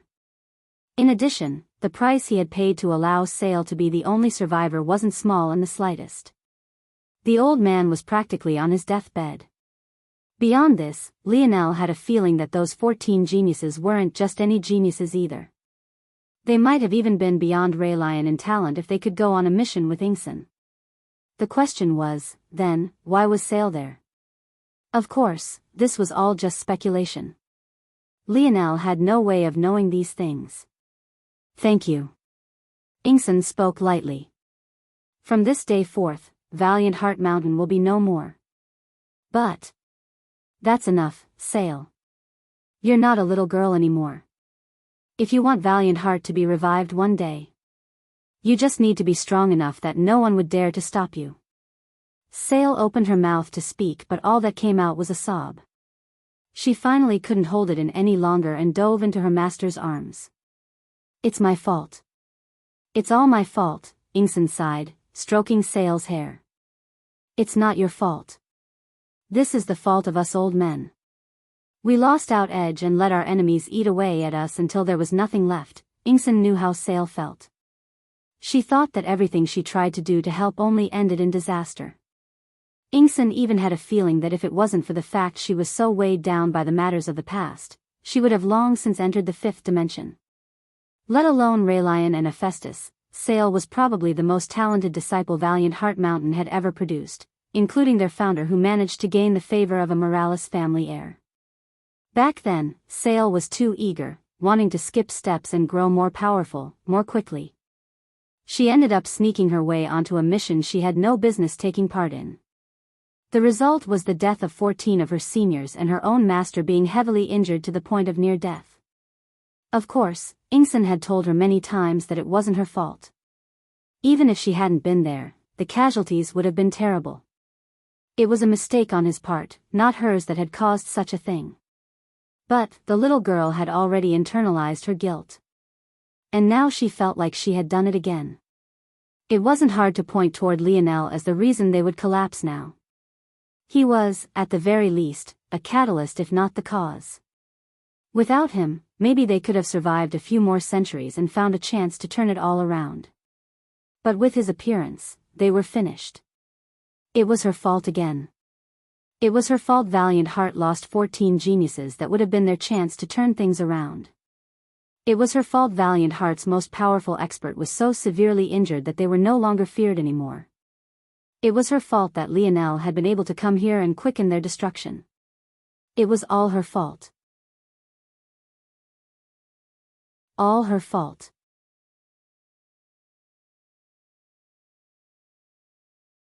Chapter 9:15. Chapter 9:15, Unexpected voice. Lionel sighed inwardly. It wasn't in his heart to do things like this, but he had no choice in the matter. The moment he had decided to take the side of the Oryx, the fate of Valiant Heart had already been sealed. He couldn't help but shake his head to himself. Was he very much different from those people he hated so much? Why was it that he chose the Oryx over Valiant Heart? Wasn't it because he felt that their talent was greater? In their state of hyper-evolution, they even had a chance at becoming monsters that could rival talents from dimensions far higher than this one. Due to this, Lionel had felt that if he was going to invest in a group, the Oryx would be the very best. He could tell himself now that he was just doing this out of necessity, that after he accomplished his goals he would treat everyone equally, but would things really work out that way? History told tales of absolute power corrupting absolutely. Lionel wouldn't deem himself to be the perfect human being and, no matter how logical he was, he would often find himself fighting against that side of his being. Often, Lionel felt that he only leaned into his own morality so much because he was scared that if he didn't follow archetype of good person to the final point, he would be giving himself up to that darkness within him. Lionel had always said that he didn't fear losing his life to save someone others would deem worthless. What he feared was the day he would convince himself that his life was worth more than others. If that day ever came, even he was scared of the monster he would become. Despite thinking and being aware of all of this, though, there was one reason Lionel didn't label himself a hypocrite, at least not completely. Valiant Heart had never wanted to help itself. During the time Lionel had spent with this organization, they were always fighting against progress, always gripped by a fear that not only stopped them from moving forward, but even forced them to regress.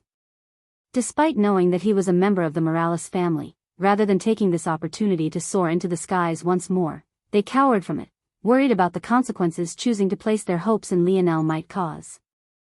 These simply weren't people that Lionel could take under his wing, at least not with how they were presently constructed. Unless they could change their mentality, this would be as far as any of them went. Lionel knew that he had a very fine line to toe. He both acknowledged that talent was necessary to make it in this world while simultaneously believing that it didn't make one person worth more than another. If he wanted to stick to such ideals, it would be difficult to keep his head straight. The good news was that he had been blessed with opportunity. He had Little Blackstar's ability steal powers on his side, and he had the silver tablet to wipe the consciousnesses away from them. This combination of treasures was almost perfect to deal with this moral dilemma, but it also made Lionel realize just how much luck was involved in this thing he called life. He had done all he could do for Valiant Heart. What was left was up to them. Young heir, Ingsen called out once again to Lionel, trying to comfort Sale at the same time, please take the pillars with you. They were the treasures of the Morales family to begin with and were in no position to continue protecting them. Lionel, who was still facing away from the group and monitoring the air above, frowned. Those pillars? They had the ability to keep zones from permanently closing, thus allowing them to be repeatedly used as training grounds. It was a valuable set of equipment to have, especially if you managed to use them on a variant zone designed to bestow treasures to begin with. As good as this sounded, though, to the current Lionel, they were useless. Lionel's dreamscape suddenly flashed. Well, not completely useless, actually. With the new path of mage arts he was thinking up in his mind currently, the pillars would be a valuable asset and might even allow him to create an extremely powerful earth-space elemental art. However, Lionel couldn't help but feel disappointed. The fact that Ingson was trying to give these pillars to me signified that he truly had given up. Maybe it's wrong of me to judge him for this. He's been injured for several decades now and probably feels he's at the end of his rope with no chance to progress forward or even just heal himself back to his original height. Blaming him for this decision is cruel. Lionel took a deep breath, not responding immediately. After a while, he nodded. I will hold them for you. If anyone of valiant heart decides that they are ready in the future, they can come to find me. A light of gratitude lit in Ingson's eyes. But he couldn't help but sigh when he looked down at the young girl in his arms. She had just been starting to cast the previous shadow on her heart away, finally allowing her to continue progressing. Would she ever manage to get rid of this one? Everyone, you've heard it well. This is no longer our home. You have half an hour to pack your belongings. The organization will send you all to a safe place as a final thank you for your service. Go. With heavy hearts, the students of Valiant Heart followed their orders. Those who had stayed behind so long despite the danger their lives were in were already the most loyal members of Valiant Heart to begin with. It was clear that none of them were willing. I guess they're not going to attack anymore? Lionel concluded. Just as Lionel was about to make a move to stop the flow of lava and dig up the pillars to his back, he heard an unexpected voice. Too cowardly to face what you've done, huh?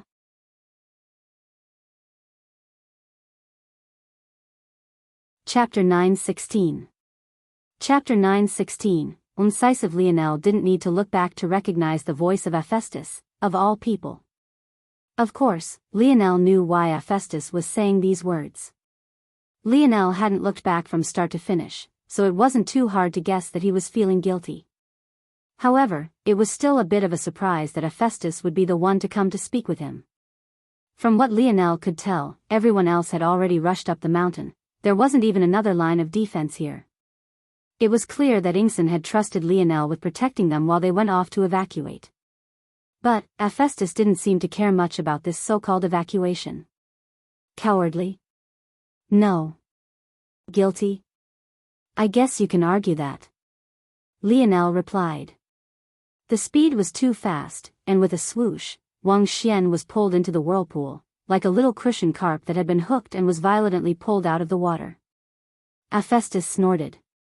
Semantics. That's a pretty big word for a muscle brain like you. Hephaestus' lip twitched. Wasn't this bastard supposed to be feeling guilty? Where did he find the face to quibble like this? If you're dared to fish against him like this, no matter if it's a strange thing on a mobile phone or that ferocious giant fish, you'll have to pay the price. Plus, looking at Lionel now, even though it was hidden beneath his clothing, Hephaestus could tell that somehow this brat had come back with a physique even better than his own. So, who was the muscle brain exactly? Were you serious about keeping the pillars for us? Yes. Anyone who feels ready can come and get them from me. Even if I disagree that you are. It's not mine to begin with, I want police. Which of you can take it? To be honest, it's not very useful to me now. Or, rather, it will be in the short term, but not in the long term. A fizzy is mocking him. So you're just going to wipe your hands clean of it all, HM? Don't you think you hold a bit of responsibility? Lionel shook his head and sighed, finally looking back toward Hephaestus. He was a bit surprised to find the abrasive young man to be red-eyed.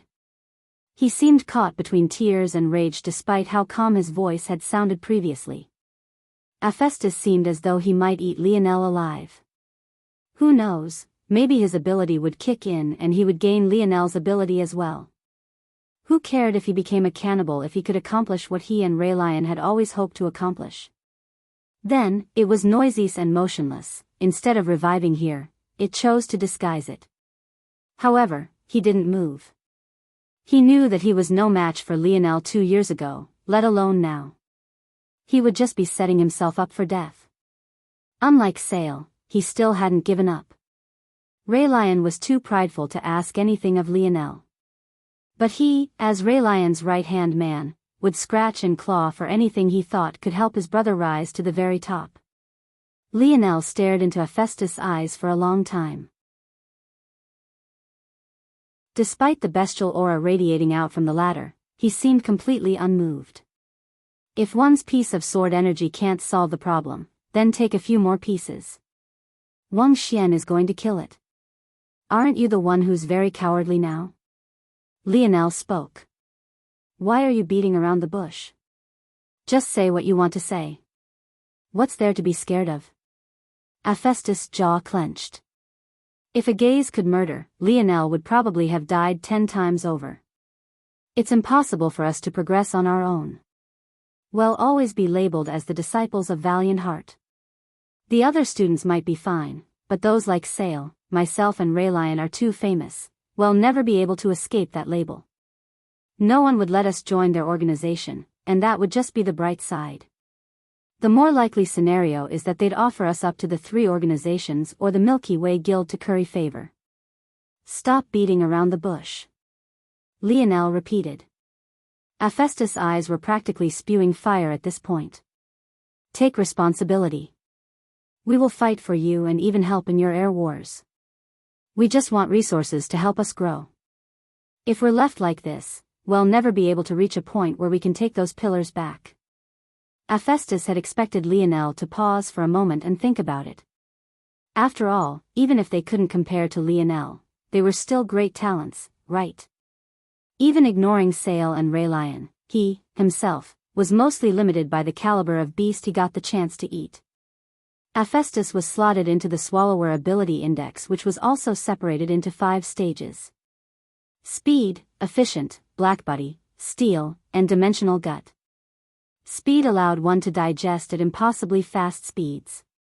Such a person could consume far more energy than another and thus recover far faster as well. Efficient allowed one to not only have the abilities of speed, but allowed them to eat with less wastage. Blackbody allowed one to consume 100% of the energy of their food and even directly convert it into power. It could be considered the pinnacle of efficient. Finally, there was Steel. The next step from converting food directly into power was snatching the powers their food had had back when they were alive. As usual, the 5th, Dimensional Gut, was reserved for savants. Such existences were practically void beasts in human form. The things they swallowed no longer had to be living, and some could even digest entire worlds with a single bite. By this, Hephaestus' talent was clear. He was actually at the 4th Steel level. Even Raylion was only at the 3rd stage of his Telekinesis Ability Index. Of course, this was the case when Hephaestus was swallowing 4th-dimensional beasts.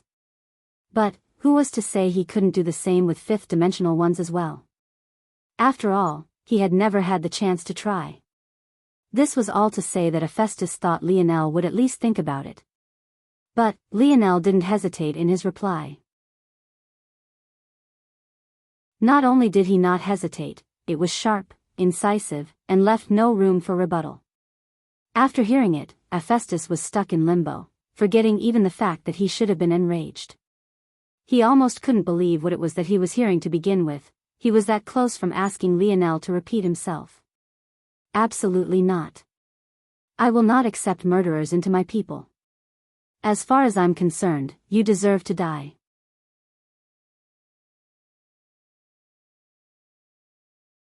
Chapter 9:17. Chapter 9:17, Deal? Lionel didn't understand these people. Did they just expect him to forget? What happened to those 3 disciples that he had hung from a tree? What happened to those disciples that had died testing his apparently faulty products? Was he just supposed to ignore the fact that ever happened? In fact, maybe the fact he wasn't cutting Hephaestus and Raylion down where they stood was him failing those victims. Hephaestus blinked and shook his head before he truly registered what had just happened. The rage in Lionel's voice was hidden under a layer of coldness, and just listening to it made him feel as though a bell was ringing in his ears. What Hephaestus didn't know was that this was Lionel's king's might seeping outward. If Lionel had been more intentional with his actions, Hephaestus' head might have already imploded just from his words alone. The speed was too fast, and with a swoosh, Wang Xian was pulled into the whirlpool, like a little crucian carp that had been hooked and was violently pulled out of the water. At this point, the coercion in Lionel's voice was such that he could almost manifest his will into existence. Since Hephaestus was a dimension below him, he wouldn't even have the chance to fight back before his body listened to Lionel's will, almost as though these events were a story and Hephaestus was a character Lionel was writing. This was the difference between dimensions. A talent like Lionel might be able to rely on his lineage to fight above. But, when a talent like Lionel was above a lesser talent like Hephaestus, the true difference between dimensions was as clear as day. The current Lionel might as well have been a god to Hephaestus. He could die to a single one of Lionel's thoughts. If you're dared to fish against him like this, no matter if it's a strange thing on a mobile phone or that ferocious giant fish, you'll have to pay the price. It took a long while for Hephaestus to finally regain his bearings, but he felt as though his IQ had dropped by several points, like his brain had turned to mush. He completely forgot that he should have been enraged. When his vision cleared, he found Lionel still looking at him expressionlessly. But, at that moment, he felt a deep-rooted fear in his heart that seemed birthed from something intangible to become a heavy representation of his reality. Hephaestus shook his head. They're not dead. We just sent them away. They didn't have much talent as disciples anyway, so we just staged some stuff, gave them some money, and shipped them off. To enjoy the rest of their lives. Aphysi is mocking him. The moment Hephaestus finished saying these words, he suddenly snapped. Fuck you. Hephaestus regained his fiery edge, his canines extending and his pupils becoming slits. He suddenly realized that he had fallen under Lionel's coercion. His rebuttal should have been a gotcha moment. But, instead, it came out weak, as though he was pleading with Lionel to understand his plight. How could he not be seething? Then, it was noisy and motionless. Instead of reviving here, it chose to disguise it. Ingson might have let them slander him, but he would have never allowed them to start killing disciples. For proof of this, one only needed to look at what happened to the seniors that tried to block Lionel, Aina, and the other freshmen from entering the ore mines. Those seniors, for causing the potential deaths of their juniors, had been punished swiftly, harshly, and without mercy. How could the seniors of Valiant Heart have reacted like that then, but suddenly let Raylion do as he pleased? If one's piece of sword energy can't solve the problem, then take a few more pieces. Wang Xian is going to kill it. Of course, Raylion was talented, so one might think he would get a bit of extra leeway. But, even in his injured state, Ingson was still the most powerful individual in Valiant Heart Mountain. He could have done as he pleased, especially to a disciple that was blaspheming his name. Oh. So it's like that? Lionel's coldness vanished and he smiled lightly. Didn't you still try to kill me though? That's hard to forgive. Fuck you. You think I'm going to grovel at your feet? Die. Hephaestus attacked as swiftly and viciously as he could, his aura climbing to the point that the ground beneath his feet shattered, quite a decent feat for someone in the fourth dimension to accomplish on a fifth-dimensional world. However, Lionel only chuckled and caught his wrist. All right. There's no need to throw a temper tantrum, right? I was just joking around. Lionel had used a bit of his coercion to force down Hephaestus' barriers and get him to tell the truth. But, surprisingly, the truth was different from what he thought it would be. It could be considered to be a pleasant surprise, actually. Hephaestus kept attacking furiously, even trying with his legs and feet, but it was all to no avail. Lionel knocked him out and threw him over his shoulder, casually strolling to the pillars with a grown man hanging from his side. He placed a palm on the pillars, feeling the ancient carvings dance across his fingers. Yes. This could definitely work. Definitely. Gross. Stop drooling, will you? In the spaceship above Planet Valiant, it was safe to say that Greta was seething. But, at the same time, she didn't dare to go down. Contrary to what one might expect, this wasn't because she was afraid of Lionel, but rather that she didn't dare to show her face. If she did, things would only become even worse for the Milky Way Guild, which was already experiencing some trouble. At that moment, a welling up of dread filled her heart. She had already taken a risk by okaying this operation. Now, not only had the three organizations suffered great losses, but among them, 3 fifth-dimensional existences fell. As though that wasn't bad enough, she had lost 5 fifth-dimensional subordinates that she had worked hard to groom over the last several decades. There was no way that she could make up for such a loss to herself in a short time. None of this even mentioned the kind of punishment she would receive this time. Greta even began to think of running away. Maybe this time, if she dared to go back to the guild, she would really be finished. Was there any coming back from this? However, where would she go? To another galaxy? Traveling between galaxies required at least a 6th-dimensional ship, though. How would she procure such a thing? She definitely couldn't stay in the Milky Way. If she did, there wasn't a single corner she could hide in where she wouldn't be found. Fear began to flood Greta's heart, more and more crazed thoughts forcing her scar to tremble and wiggle about as though it had a mind of its own. She had to kill Lionel. That was the only way to survive. It was the only way to survive. It was exactly at that moment that Greta received a call. But when she heard the voice on the other side, she couldn't help but be frozen solid. "Hello, little sister, your big sis is here to save you. How about we make a deal?"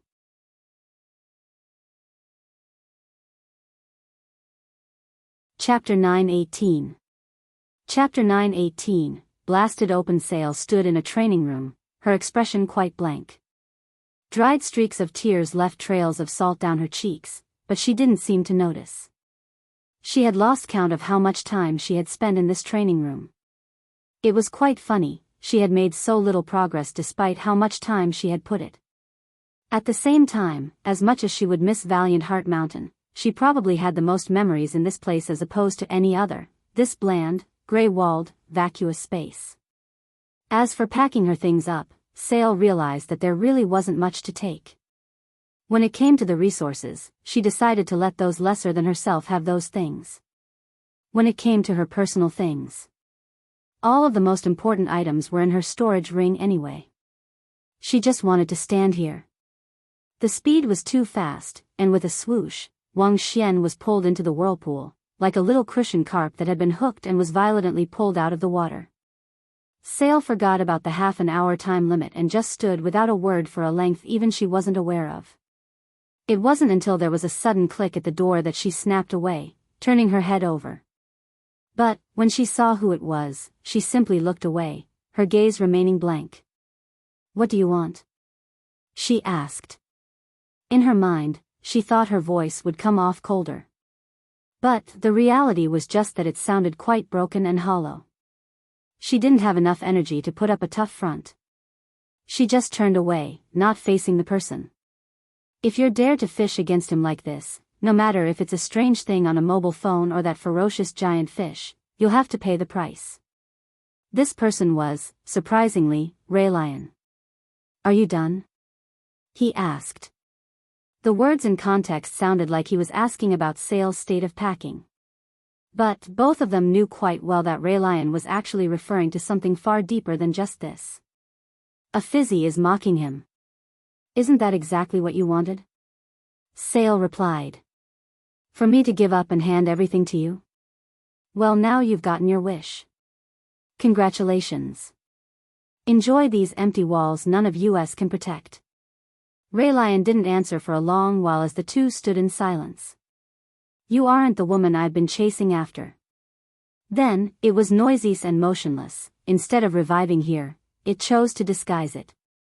The words were like a stone thrown into a still lake. They seemed to be layered with two meanings that made Sale tremble. All those years ago, Teacher Ingson chose you as his 15th disciple. I didn't say anything and just accepted it, even after he said that he would never take another. I've always been jealous of you. You are more talented than I am. You have more support than I do. And even though we are both without family, you at least have a little brother left while I have nothing. If one's piece of sword energy can't solve the problem, then take a few more pieces. Wang Xian is going to kill it. As much as you love Valiant Heart Mountain, I love it 10 times more. As much as this might pain you, it pains me 100 times more. As much as you want to give up, I want to give up 1,000 times more. But, I haven't. Raylian turned to walk away. I really look down on you, Sail. Sail's shoulders shuddered, her eyes reddening as her dried tears threatened to burst forth once again. Lionel stood at the mountain pass, continuously drawing in the air with a finger. Every swipe he made seemed to carry a unique air to it. If it wasn't for the fact he was carrying a grown man over his shoulder, he might have even looked to be quite enigmatic. An odd force began to follow the flow of Lionel's finger. It was an extremely pale violet that was difficult to spot with the high sun above their heads like this, and it didn't seem intent on growing any brighter. Even Lionel himself could only gain a faint glimpse of it. To others, it might not seem to be there at all. Lionel had spent a long time thinking about how to strengthen his mage arts. But, he realized that his thinking had been far too rigid in this regard. Whenever he prepared to create a mage art, his first thought would be about the practicality of the element and what it could accomplish. For example, the light element was good for healing, the star element was quite hefty and good for energy, etc. etc. But, after seeing the lotus of arms and hands, Lionel realized that his thinking was lacking. He thought to himself, if he had the wood element as an affinity, how would he use it? Would he be able to create such a powerful result? The answer to that was no. He probably wouldn't even consider using the wood element to attack. He would use it for area control and at most use it for life stealing. However, he would never even consider the possibility that it could create such flexible, powerful attacks. It was then that he realized what he was missing. Grand Bell Construct had been one of the most powerful defensive spells Lionel had. But, why was its shape important? Why was it a bell and not a shield or a dome? Why was it that if Lionel tried to change its form, it would weaken? Lionel's conclusion was that there was an underlying natural force to the substance of an object. Wasn't this where universal force originated from? It was the comprehension of one of the most natural and ubiquitous cycles of the dimensional verse. Reflecting the four season or heavenly bodies in one's comprehension gave a tangible boost to one's strength. But who was to say that these cycles were the only things that held such a power? What if Grand Bell Construct was so powerful because it embodied the essence of an ancient bell? What if his snowy star owl's instant recovery was so powerful because it embodied the essence of a mythical creature? What if he started forming spells not from scratch, but rather using natural phenomena and powerful treasures of the dimensional verse instead? The possibilities were endless when he thought of things this way. He could imagine fire arts created from powerful mythical creatures. He could imagine star arts formed by observing real stars. He could imagine using medicinal herbs to form recovery arts. He could even imagine space arts created from observing void beasts. Just what kind of result would that have? And right now, observing the force arts that formed this pillar, Lionel felt like he was on the verge of creating a spell so powerful it even made him shudder. A world of fifth-dimensional mage arts had been blasted wide open.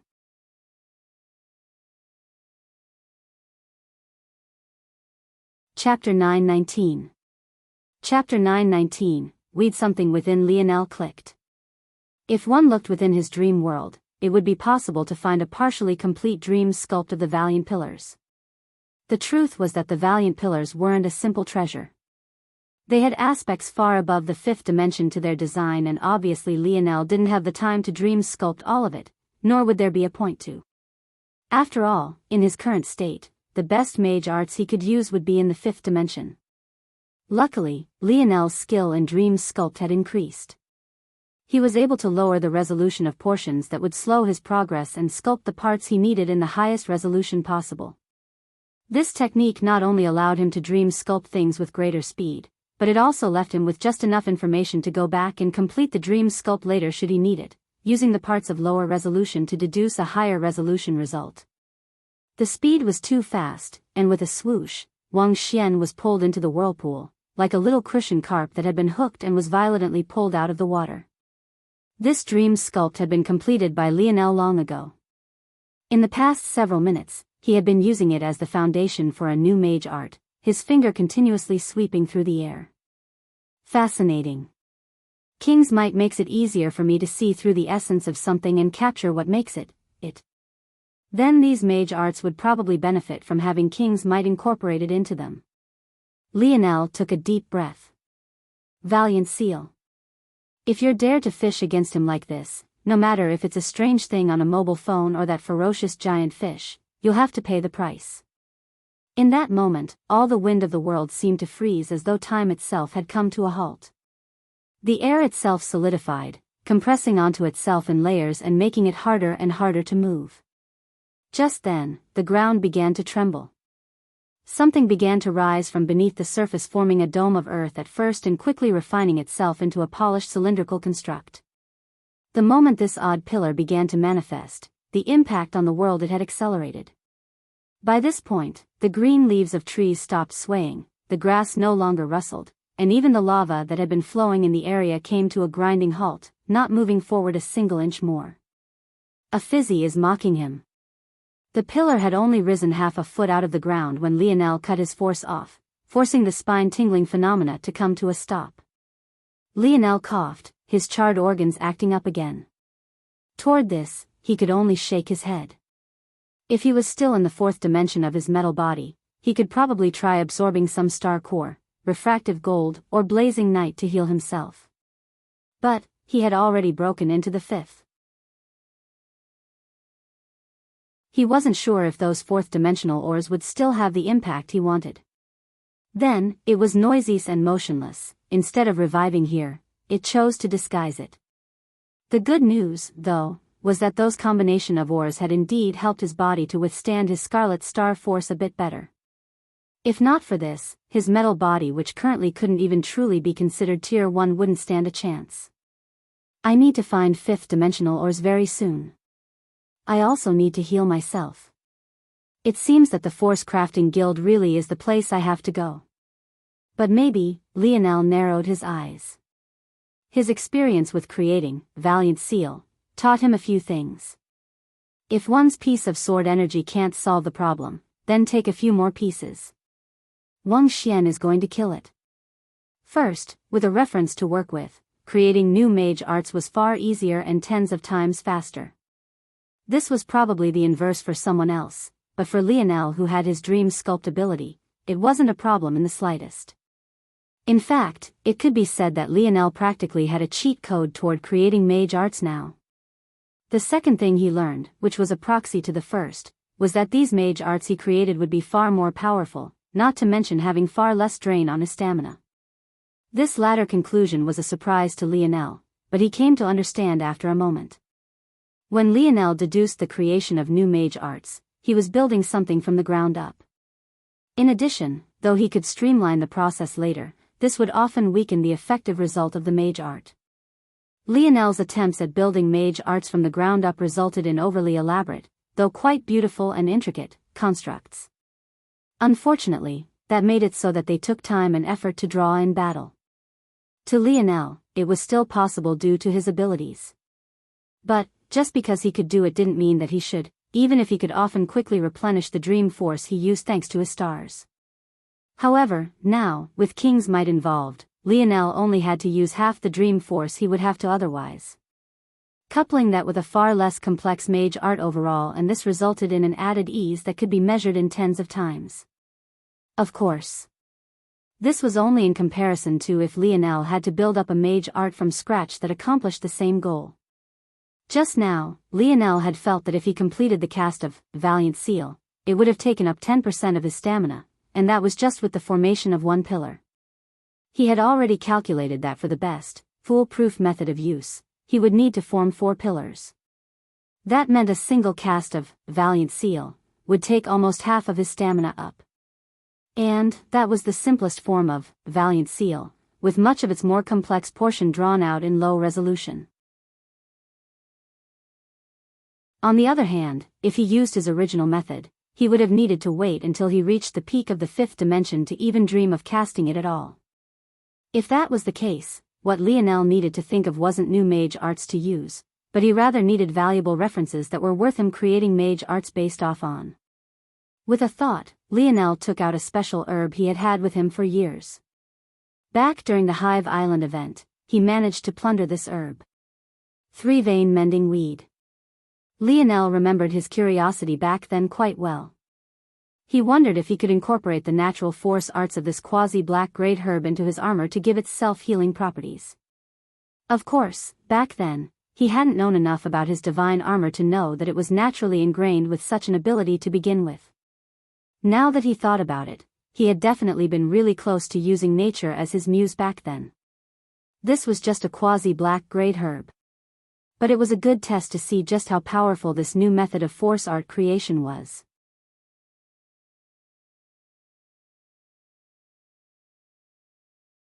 Chapter 920. Chapter 920. Lionel didn't have to dream sculpt this herb. He had already done so back then, and it took him an entire 2 days. Of course, it would only take him a split second now, but that hardly mattered. Lionel closed his eyes for a moment before they flashed open. Mending light. Lionel's body suddenly began to glow as crisscross patterns of what looked like blade marks erupted across him. One could have thought that some sort of light elemental swordsman had instantly cut him into 1,000 pieces before retracting his blade. Soon, the patterns solidified and sunk into Lionel's body like some sort of binding rope. Even Lionel couldn't help but be fascinated by the method the mage art took. Usually, when he built mage arts from the ground up, he would know exactly how it would function before he cast it. But, this form of mage arts gave him little surprises from time to time. I wonder. No two herbs are identical. What would happen if I had used a different herb of this exact same species? Would the pattern be different? Lionel was completely intrigued. It took him a moment to actually begin analyzing the results. The impact was minimal. But the fact there was a slight change at all is shocking enough. That was a third-dimensional mage art, yet it still had some impact, though some of that is because it was created with fifth-dimensional light force. There's a glaring problem, though. The three-vein mending weed is a wood elemental herb. Using it as the basis of a light elemental art is already handicapping it. I not only need to find a stronger herb as a foundation, it also needs to be one that fits with the affinities I have. This was the third thing Lionel realized. He couldn't just use any reference. Why was his valiant seal so powerful? It was because he had the appropriate earth and space elemental affinities. In fact, because his space affinity was reliant on his divine armor, if he ever chose to build a divine armor with a different element, he likely would never be able to reach the full potential of valiant seal.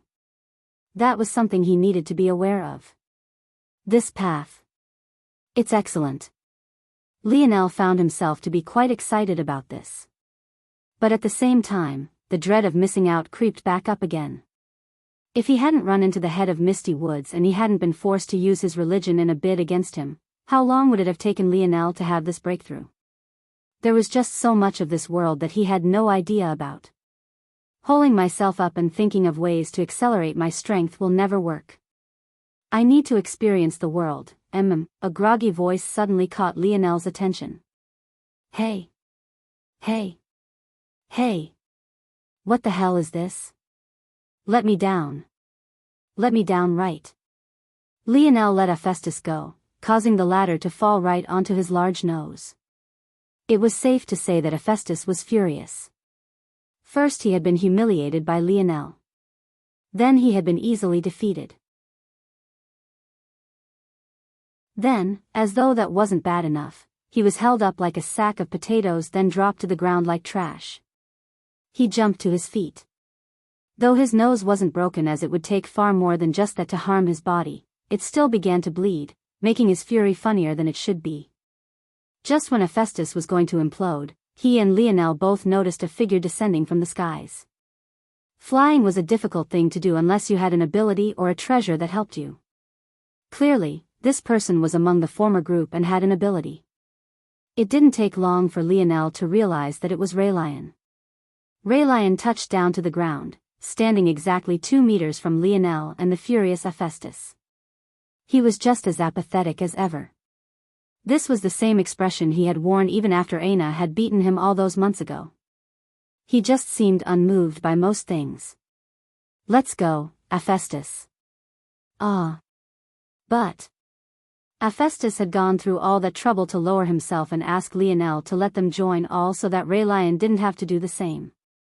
But, clearly, Raylion still had no intention of staying like this. Raylion didn't say anything to convince Hephaestus, he simply turned and walked away. Hephaestus let out a deep sigh. He knew that there wasn't anyone more prideful than Raylion. Or maybe there was. But he had just yet to meet the person. Even against such odds, he had no intention of bending a knee. Hephaestus swept a glance at Lionel, half pleading. But, it soon became obvious to him that Lionel had no intention of saying anything either. He felt a flash of hatred for Lionel, but it was quickly overwhelmed by helplessness. Why would the potential heir of such a powerful family care about them enough to lower his pride for their sake? He probably thought Raylion's so-called pride to be nothing more than a joke. Hephaestus clenched his fists and his canines nearly shattered as his jaw trembled. They hadn't known previously that Lionel had such a strong background. Ingson and Hutchin had only recently let it slip. Their meaning had been clear, they hoped that some of them would be taken under Lionel's wing. But, Sale was broken, Raylion was too prideful, and he wanted to stay by Raylion's side. That was his brother, he couldn't leave him for greener grass now. Hephaestus turned and walked away, his poor posture straightening in a rare instance. I need information. The voice came suddenly and out of nowhere. It was clearly from Lionel, but when Hephaestus' head snapped back, Lionel was already no longer there. And I need a lot of it. The voice rang again. Raylion didn't seem to have stopped his steps for even a moment. But, if one could gaze into his eyes, it would be possible to witness a blazing fire.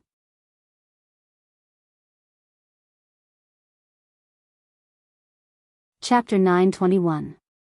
Chapter 921, Bureaucracy. The Force Crafting Guild was a place of abject luxury. Every tree, every blade of grass, every paved road, and every crystal-clear window was immaculately sculpted.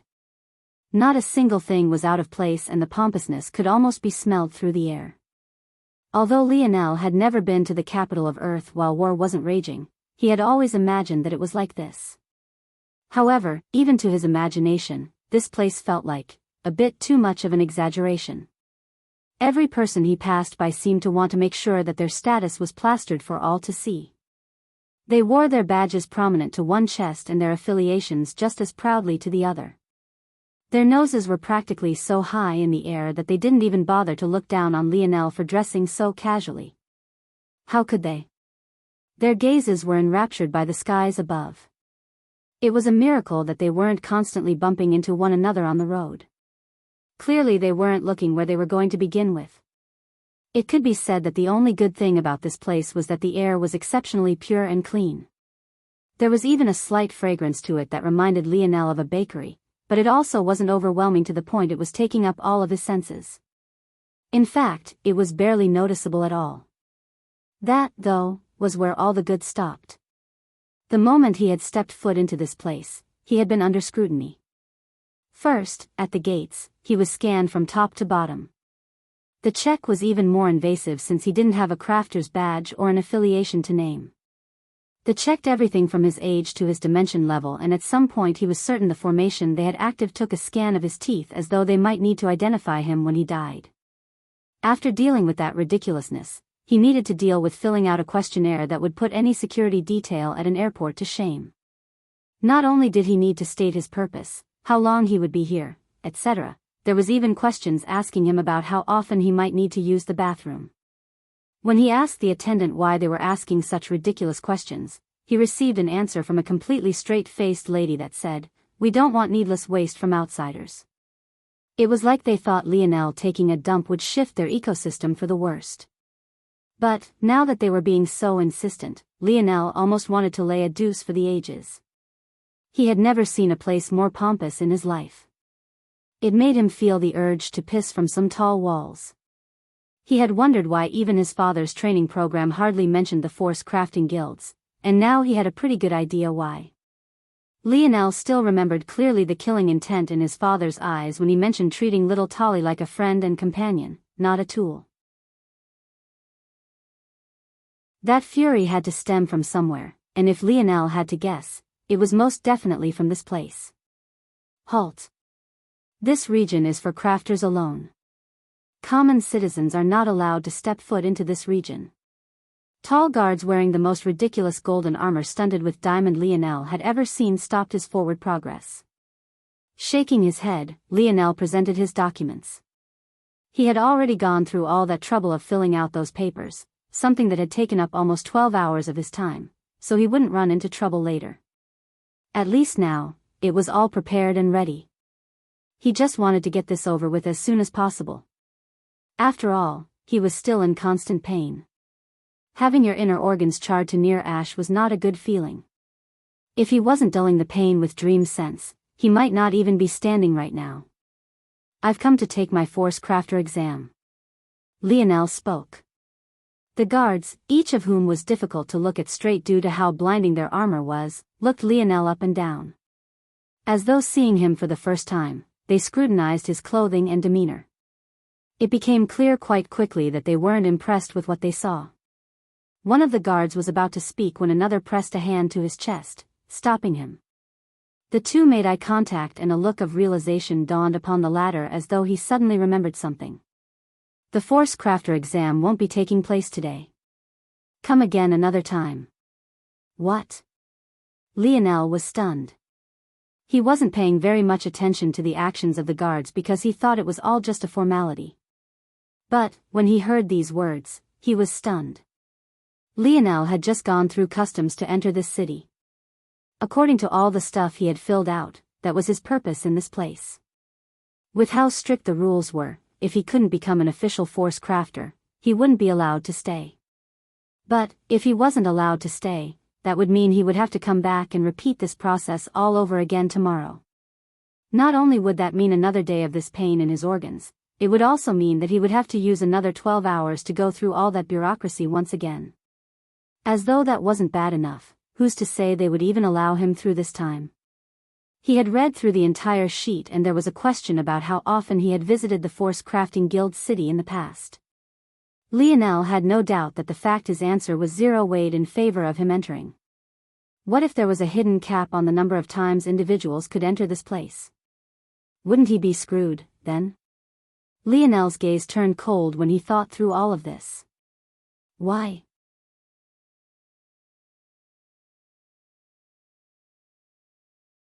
Chapter 922. Chapter 922, charges. The guards were stunned by Lionel's question. Were they, being doubted? The two suddenly began to look around as though to check whether or not they were in a dream world. Seeing the individuals walking around, some of which had actually noticed that something was off only to begin observing, they quickly came to the realization that they were, indeed, not in a dream. Some Tier 1 fool was actually questioning them. Lionel stood in silence, his gaze carrying with it a hint of cold. However, without even answering, the sound of tearing paper resonated through the gate entrance. Lionel could only watch as the documents it had taken him half a day to earn were torn to pieces. His gaze followed the fluttering pieces of paper as they were whisked away by the wind. The guard who acted seemed intent on staring him down as he tore the documents into smaller and smaller pieces, trying to humiliate Lionel to the greatest extent. It was as though they were eager for Lionel to snap, waiting for him to attack so that they'd have all the reason in the world to teach him a more physical lesson. The Force Crafter's exam will not be taking place today.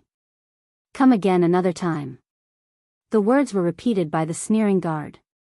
If you can, that is. The spectators watched on in curiosity, some who were even waiting to enter the guild after Lionel rolling their lips over one another as though to hold themselves back from laughing. One of the first rules anyone who came to this planet would learn was the importance of status. The second rule they would learn was the importance of not offending those your status couldn't be above. As long as you followed these two rules, even if you were trampled all over, you would at least be left with a small bit of a face. The question was if you were willing or able to protect this small bit and go about your merry way. Over the years, there weren't a small number of individuals who hadn't managed to control their anger. However, each one of them had a more miserable ending than the last. By now, it had already been a very long time since anyone tried to stir up trouble. Or, at the very least, it had been a very long time since anyone who dared to cause trouble actually managed to stir up any waves. Usually, such people would end up like Lionel here, having barely gotten a question out before suddenly and harshly being ruthlessly suppressed without even room to breathe. Lionel didn't say a word as the guards continued to sneer. "What are your names?" The second question came out of nowhere almost like the first. In fact, it stunned the two guards once more before the one who tore up the documents began to laugh uproariously. "Who the hell are you to ask for our names? Didn't you hear me earlier?" Scram! The second guard laughed maybe even harder than the first. No. Hold on. The little guy must be thinking of revenge. How about we give him some hope, Rio? My name is Xander. Now that you know, what are you going to do about it? I'll give you 3 seconds before we throw you out of here. Xander already had at least 3 charges he could drop on Lionel's head. With how harsh the punishment was in the guild's territory, this alone would be able to get him locked away for years, not to mention being pinned with an additional ban even after he got out. He couldn't help but chuckle as he thought of how this bastard was just ruining himself because he didn't know how to control his rage. What Xander and Rio didn't know, though, was that if Lionel really wasn't able to control his anger, they would already be dead. Lionel didn't even look them in the eye as they reported their names. He stretched out a finger, causing dozens of thin strings of neutral force to connect with the fluttering torn pieces of document. The moment these force strings connected, the papers vanished into Lionel's spatial ring.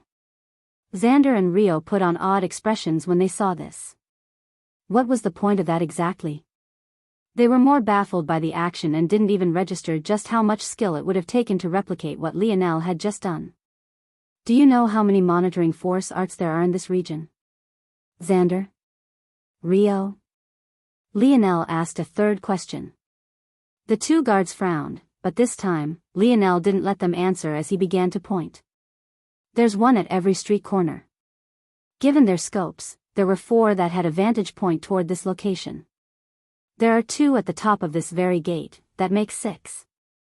And finally, there's my own, making 7 in total. Lionel finally looked up again.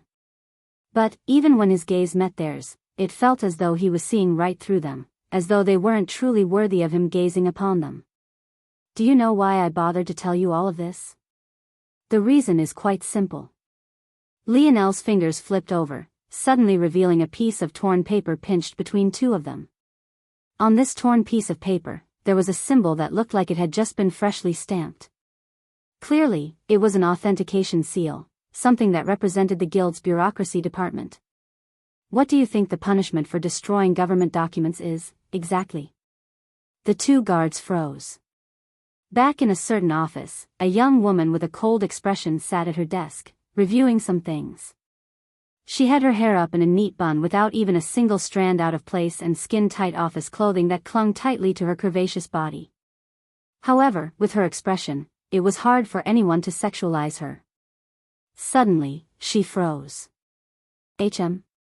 He was approved. How? That should be impossible.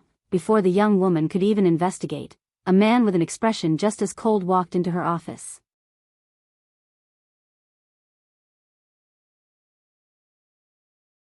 Chapter 923. Chapter 923, Bad Luck, Amori. What is the meaning of this? The stoic middle-aged man stood before the cold young woman, his expression even colder than it usually was. Amori, who had just been delving deep into her own thoughts, was thrown completely off guard by this line of questioning. She hurriedly stood to display her respect, but this didn't help her understand what her superior was getting at. Sir Agnarel. Amori's back stood tall and straight as though she was a soldier rather than the office worker she truly was. She was maybe a bit too eager in her actions because her button-down shirt almost threatened to burst. Luckily, the material was flexible and durable enough to hold up. Agnarel, though, didn't seem to notice this in the slightest. Instead, he pulled out a tablet that looked as though it was pulled right from Earth's technological age. And yet, when one looked at its screen, there were nothing but floating force art nodes. It was impossible for a layman to understand just what it was that they were seeing. But Engnerl read through it as though it was written in plain and simple English. According to this, there was an indefinite visa approved for entry into the guild's territory today. Didn't I tell you that all such processes should be stopped? This is a sensitive time, only those who had already been accepted into an affiliation should be allowed here at this time. You don't usually make such mistakes. What is happening? Amori blinked in shock. So, it really was about that. Sir, I did everything according to your orders. But, it would cause problems if everyone who came was simply turned away, so subordinate adjusted the entry requirements to make it so that it should be impossible to enter. Subordinate has no idea how one slipped through. I triple and quadruple checked the algorithm. Engnerl frowned. Though Amori didn't follow what he asked her to do exactly, this was part of the reason she had risen through the ranks so quickly. She understood how to not only follow orders, but how to also choose the best method to do so as well. In this case, she was once again thinking of the larger picture. The Force Crafting Guild was already labeled as quite uppity and noble by outside sources. It was just that they provided such a necessary service and they were so powerful that the quibbles of the commoners hardly mattered. However, even for their guild, simply turning everyone away without cause or reason would breed more resentment than they were willing to handle. After all, they were just a small branch of the main guild. Even if they enraged all the powers in this region and ended up getting destroyed, there was little the main guild would be able to do. Of course, getting revenge for the main guild would be as easy as snapping a finger. But, by then, they would already be dead. So, how would that help them? To make matters worse, it was unlikely that the powers in this region would do such a thing. It was more likely that they would try to suppress the guild in various ways, and that would be even more annoying to deal with. In truth, the odds of these things happening was very small. But, there were always a few madmen who couldn't understand logic and reason, only to go about doing as they pleased anyway. Though these madmen would often suffer terrible fates, it wasn't like their victims could come back to life. This was all to say that maintaining a balance and at least a facade of fairness wasn't a bad idea for the longevity of the guild in this region. So, rather than just turning everyone away due to the special guest they were receiving, Amori decided to modify the algorithm that decided whether a visa would be granted or not to make it so that it would be impossible for anyone to be granted access. And yet, somehow, Lionel was still approved. Show me his documents. Engnerl said coldly. Yes, sir. Amori reacted quickly, finding Lionel Morales and passing everything on to her superior. She had just been about to look through them after realizing what happened. But, she suppressed her curiosity. Engnerl flipped through Lionel's answers, realizing that each one only got more and more sarcastic as he went on. He could almost feel Lionel's contempt for them all, and yet he didn't miss even a single line. Engnerl had turned his fair share of people away for accidentally missing questions, and most of them had been annoyed with the long process like Lionel. Yet, Lionel himself hadn't made this mistake. There's nothing special about these answers. Could it be a mistake with Amori's change to the algorithm? But that was unlikely with her thoroughness. In addition, there were 10,877 people who tried to gain entry today, yet only one of them got through? If it was a problem with the algorithm, there would have been more than this. Unless, Engnerl suddenly threw of a possibility. Give me his biometrics. Amori was stunned. Biometrics were saved and stored, but once again to protect against public outrage, there was a large burden that needed to be proven to allow them to be accessed. After all, no one wanted themselves to be laid bare like this just to visit a place. But, this was the way of the world. Rules were only for the weak. Engnerl got his hands on everything from Lionel's teeth x-rays to his blood samples. What he saw made him widen his eyes. By the end of it, his pupils simply couldn't constrict any further. What bad luck. A talent like this shouldn't be in this galaxy. Where did he come from? And why on this day of them all? What he saw could all be summed up in 2 lines. Age, 21 dimension, Tier 1, 5th. Before Engnerl could even think of making a decision, his tablet vibrated and a voice began to speak. Engnerl, Lady Anya is prepared to take her Force Crafter's exam.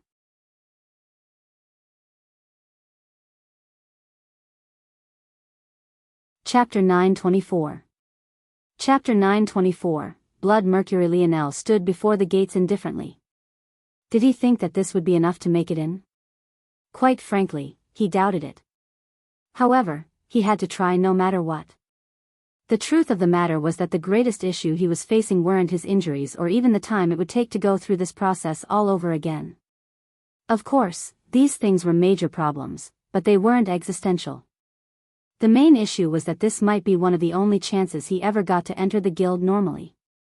Lionel hadn't forgotten that he was still a wanted criminal. The universe was just so large that enforcing such things was difficult, especially when the information had been suppressed by those who put out his warrant to begin with. However, Lionel wasn't a fool. There was still very much a chance that he would be exposed soon. When that time came, this matter would only blow up all the more. By then, he wouldn't have a chance to exchange 12 hours for entry into this place at all, even if he was willing. He had to take this opportunity while his name and face weren't known galaxy-wide to accomplish some things, or else he would just ram head first into trouble wherever he went. If Lionel had to point out what his goals were right now, it was to place down a solid foothold in the Milky Way that extended beyond what he could build on Earth. He didn't know why, at least, it wasn't something he could put into words, but for some reason, he innately saw his own grandfather as competition. He saw Earth as a place to be conquered, not as a power backing him. Looking at things this way, Lionel was on his own. But he wasn't aimless. Since the Milky Way Guild was targeting him, he didn't mind sacrificing it toward his goals. What better way to lay a foundation than to use the resources of the largest merchant guild in the galaxy? This was all to say that Lionel couldn't be stalled here, not now. For all he knew, Shield Cross Stars was already aware of his appearance here. He didn't know how deep their hooks had sunk into this galaxy, but he had to be cautious. Just as Lionel was fully prepared for the worst-case scenario, a commotion to his back never allowed the guards to reply to his hardly veiled threat. Turning back, Lionel found a carriage of white wood and golden leaves being pulled along by a white steed. The beast's limbs were powerful and its mane was long and pristinely tailored. In truth, it felt as though the beast had stepped right out of fairy tale. The only thing it was missing was a horn, and Lionel would believe he had been teleported into another mythological zone, this one being for Cinderella. However, though this horse looked like a relatively normal horse Lionel would even be able to find on Earth, this was only on the surface. Lionel could sense that its blood was very heavy, rushing through its veins like mercury. Its eyes didn't seem to be formed of flesh, but rather of an intangible light that floated within their sockets. And, most shocking of all, this steed was within the quasi-sixth dimension, and yet it was only tasked with pulling a carriage. That carriage is a silver treasure. The longer Lionel observed, the more ridiculous it all seemed to become. Carriages weren't exactly frequently seen, especially not on this planet. As one might have expected, those who were allowed vehicles were those of high standing, and most of them chose to travel through the air in sleek, top-of-the-line shuttles. Everyone else had to use their own 2 feet. Only when it was necessary to cross large distances would they use convenient teleportation hubs drawn from force arts. This was to say that this carriage was the only one on the streets, and its destination was also quite clear. The expressions of Xander and Rio changed. "Get out the way, move, move." Rio barked at both Lionel and the others lining up behind him. Currently, there was a queue waiting to enter the main territory of the guild. Of these queues, there were 2. One door for those who could enter and exit the main guild freely, and a second for those like Lionel who had more special circumstances. These 2 doors were only small side entrances to the main gate. However, in order to open the main gate, both doors had to be closed and the mechanisms had to be activated. Obviously, whoever could ride in a silver-grade treasure pulled along by a quasi-6-dimensional beast couldn't possibly use a side entrance to enter the guild. Xander and Rio hadn't expected the special guest to come so early on, so they were already shouting orders. Truthfully, most hadn't needed their warnings. They knew their place well. They had no intention of getting in the way of such a big shot. However, Lionel didn't move an inch. He stood in the middle of the gates as though they were being prepared to be opened for him and him alone. Did you not hear what we said? Scram! This was their last chance to scare Lionel away. They couldn't show such an unsightly appearance to this guest. They had been warned so many times that everything needed to be perfect. This was why they couldn't allow Lionel into the guild. And yet, this bastard was still causing trouble. They immediately unleashed their strength, bearing down on Lionel as though to show him that they weren't joking. Unfortunately for them, other than a slight fluttering of his hair, Lionel was completely unmoved. Both Xander and Rio were tier 4, making them quite powerful, truth be told. But, Lionel had killed 4 such experts just yesterday. The horse and carriage continued to move forward. The oppressive pressure of the steed alone made Xander and Rio shiver, fear lighting their eyes. Lionel might not know the exact species of this steed, but they did. The Blood Mercury race. A steed with the temper of a demon and the patience of a lit fuse. And now, it was too late to get out of its way. Lionel felt a billowing heat suddenly blow down the back of his neck.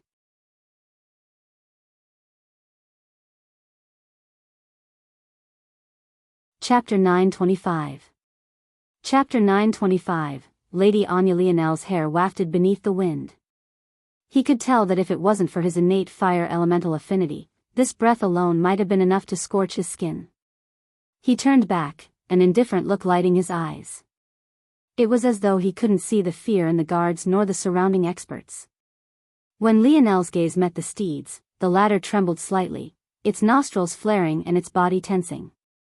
For some reason, this steed felt a large amount of pressure from Lionel. It wasn't the kind of pressure that said Lionel was stronger than it, but rather just the kind of pressure that said it should be afraid. It was a very subtle difference, almost like it was looking at what Lionel might become rather than what he was. There were many races of people in the dimensional verse, humans and the Oryx being just 2 that Lionel had met to this point. However, there was a large dividing line between species, and this dividing line was humanoid versus bestial. Humanoid races of people like humans and Oryx evolved more to rely on their active abilities, and their talent was more malleable. But, the consequence of this is that there are more untalented humans than there are talented ones. Bestial races evolved to rely on their innate abilities, and their talent is far less malleable. However, this likewise means that there are more talented beasts than there are humanoids. This major dividing line of knowing how to take and accepting what is given is maybe the most fundamental diverging path of evolution the dimensional verse had to offer, from which there were a myriad of differences that could be deduced. One such difference was that the instinct of bestial races happened to be far sharper than humanoid races. As such, this steed of the Blood Mercury race was very much in tune with how much fear it should have for Lionel, and was thus far more prepared to act on it compared to humans. Lionel, who had been indifferent, suddenly smiled and reached out a hand. Under the stunned gazes of those watching, Lionel stroked the horse's jaw. At first, the steed trembled as though afraid that Lionel would harm it. But, when it sensed that Lionel had no ill intent, it neighed lightly, nudging at Lionel's hand. Xander and Rio were frozen in shock. Was this a horse of the Blood Mercury race? Weren't they known for their fiery tempers? Weren't they able to stomp a mountain to rubble with a single hoof and disperse the clouds with a single neigh? What the hell was going on here? Little White? Is something the matter? At that moment, a sudden voice rang out. It was so melodious and sweet that silence almost fell, the only thing gracing their ears being the flute-like whistling of the wind, as though it too wanted to show its appreciation. Lionel couldn't help but look up and toward the carriage. In his life, he had only heard one other voice comparable. Suddenly hearing such a thing now caught him somewhat off guard. This voice didn't carry the same innate coercion, but something told Lionel that this was only because she was able to control it better. And, even without this coercion, even without seeing her face, one could already feel the innate want and need to protect her. Just from this voice alone, Lionel could tell that this woman within the carriage was powerful. It had to be said that the carriage itself didn't have a driver, nor were there any windows. Clearly, this Blood Mercury steed had more than enough intelligence of its own to find its destination on its own. But, it was exactly because of this that the sudden and abrupt stop was out of the young woman's expectations. The guards suddenly snapped out of their shock and remembered their duty. However, by the time they wanted to figure out a path to take out of this so that they could avoid blame, the clicking sound of the carriage's doors opened, and then they all witnessed the descent of a goddess. The first thing any of them saw was the hem of her long, white dress, so long in fact that it completely masked her feet, leaving it all to their imagination. The dress itself was quite plain and wasn't overly embroidered, but despite how loose it was around her legs, it still couldn't help but cling slightly to her hips. When the young woman's head dipped out of the carriage, it was like a refreshing breeze whistled through the world.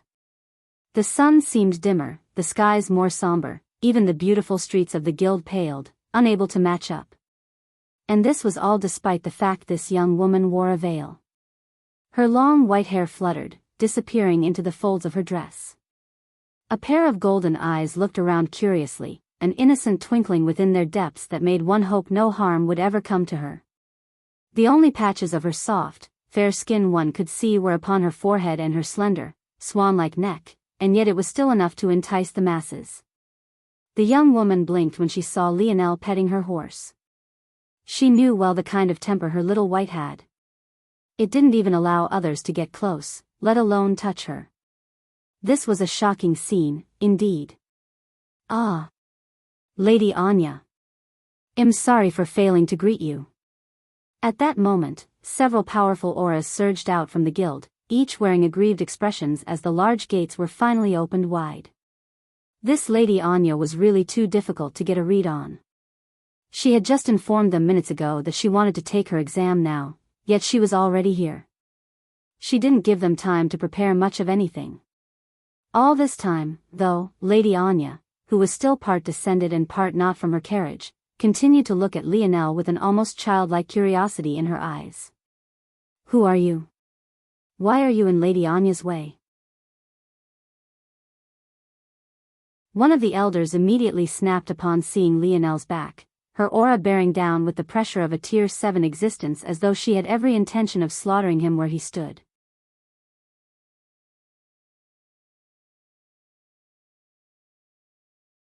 Chapter 926. Chapter 926, Justice. The aura washed through the streets. The spectators felt as though their hearts were suddenly caught in their throats, and the two guards, Xander and Rio, caught in the line of fire, almost wanted to prostrate themselves to the ground. Everyone seemed to look toward Lionel, who must have been feeling the brunt of it. Some had expressions of subterfuge, others pity, and others were just focused on staying out of it, not wanting to get dragged into this mess. However, what no one expected was for Lionel to suddenly look back and gaze toward the older woman who had yelled at him as though he was seeing a savior. Ah! You finally came. I really need your help. Lionel dashed to stand before the woman, ignoring the beautiful Lady Anya and Little White. Among the two of them, though, it seemed that Little White was the most dissatisfied with Lionel's departure, as she was very much enjoying being pet. Lionel stood before the older woman with a half-pleading expression as though a child seeking out his grandmother for being wronged. Obviously, the older woman had no security to speak of. After all, even though crafters usually had poor combat prowess, they were also known for having various crafts to make up for that gap. If there was any singular group of people with the most trump cards in the world, it was definitely a force crafter. And, more specifically, a force crafter who was nearing the end of their lifespan and had little else to do but tinker in hopes of a breakthrough. Plus, the older woman was a Tier 7 existence. She wasn't under any threat from anyone. Even the guards of the guild should be afraid of her. The only reason she was even making a public appearance now was due to Lady Anya's own appearance. This was all to say that not only was there no one who blocked Lionel, but there was also no one even in position to block him to begin with. In the blink of an eye, he had appeared before the older woman. Due to their difference in height, he was practically towering over her, and yet he still managed to seem like the harmless child in this exchange. Ma'am, you seem to be very powerful and have high standing, right? Then I ask that you please administer justice for me. I just spent the last half day going through customs, and this is my first time in the guild's territory. I have to say that I'm in awe of its beauty and grandeur, and up until the moment I reached the gates, I was enthusiastic and excited to become a great crafter. However, when I got to the gates and presented my documents, these two guards here actually tore them up. I was appalled. The dignity of the guild was actually being blasphemed in such a way. Even two guards dared to simply shred its prestige in the face of so many eyewitnesses. I have to say that I've never felt more terrible, even my heart aches. I was told that the Force Crafting Guild was the best place to be for my future, that it was a place where anyone could become a crafter so long as you had the skill. But, I was turned away just because I wanted to take the Force Crafter's exam. These two, Xander and Rio, even implied that they'd turn me away every time I came. Please help me. Lionel's voice was imploring and moving. It even looked like he might shed a real tear at any moment. On top of that, he had spoken so quickly and with such conviction and clarity that despite being stunned, the old woman who had had every intention of blowing her top, could only be shocked to the point of deflating like a balloon. It was clear that even she couldn't ignore the slight coercion in Lionel's voice. In fact, many of those who were listening, even when they had been sneering before, suddenly felt the need to feel bad for him. If the old woman had gathered her thoughts first, maybe she would have had a different reaction. But, seeing Lionel's plea and how he suddenly swung his body to point toward the two pale guards, she spoke before she even realized what was happening. Is what he says true? The old woman regretted her words almost instantly. This wasn't what she should have asked. She should have pretended that Lionel was speaking nonsense and told him to scram, maybe even find a trumped-up charge to have him arrested or banned from their world. However, since she asked this, she had opened up a can of worms. Damn it. Deny it. Deny it, you fools. The old woman screamed in her mind. Xander and Rio, having no idea what the old woman was thinking, panicked. All they could remember was Lionel pointing out all of the cameras, not to mention pointing out that he had recorded the event personally as well. How could they assume that the older woman would be willing to lie for them? They both thought they were caught. They only hoped that by telling the truth, they could get a lesser punishment. The two lowered their heads and gripped their fists. Why, yes. It's true. You, the older woman pointed a wrinkled finger toward the both of them. To outsiders, it looked as though she was enraged by their foul conduct. But the reality was that she was infuriated by the fact they hadn't dared to be foul enough. How was she supposed to deal with this situation now? Not only had their branch guild made a terrible first impression, but in order to save some face she might even have to extend some sort of olive branch to this troublemaker. She practically seared Lionel's face into her memories. She was already thinking of several ways to make Lionel's life a living hell. Since he wanted to be in the guild so bad, she would show him what it meant to be in the guild.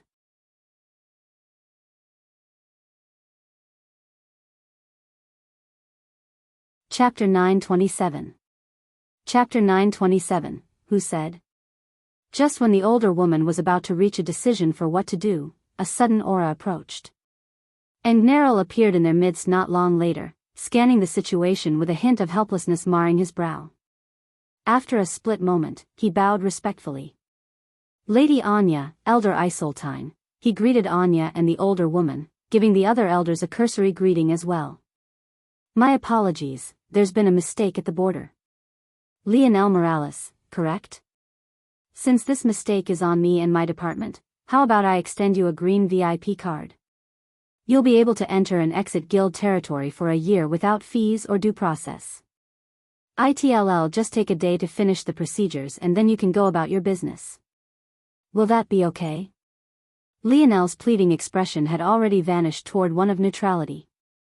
He already realized that there wasn't much of a point in keeping the act up. The moment this Angneril appeared, the situation was already far out of his control.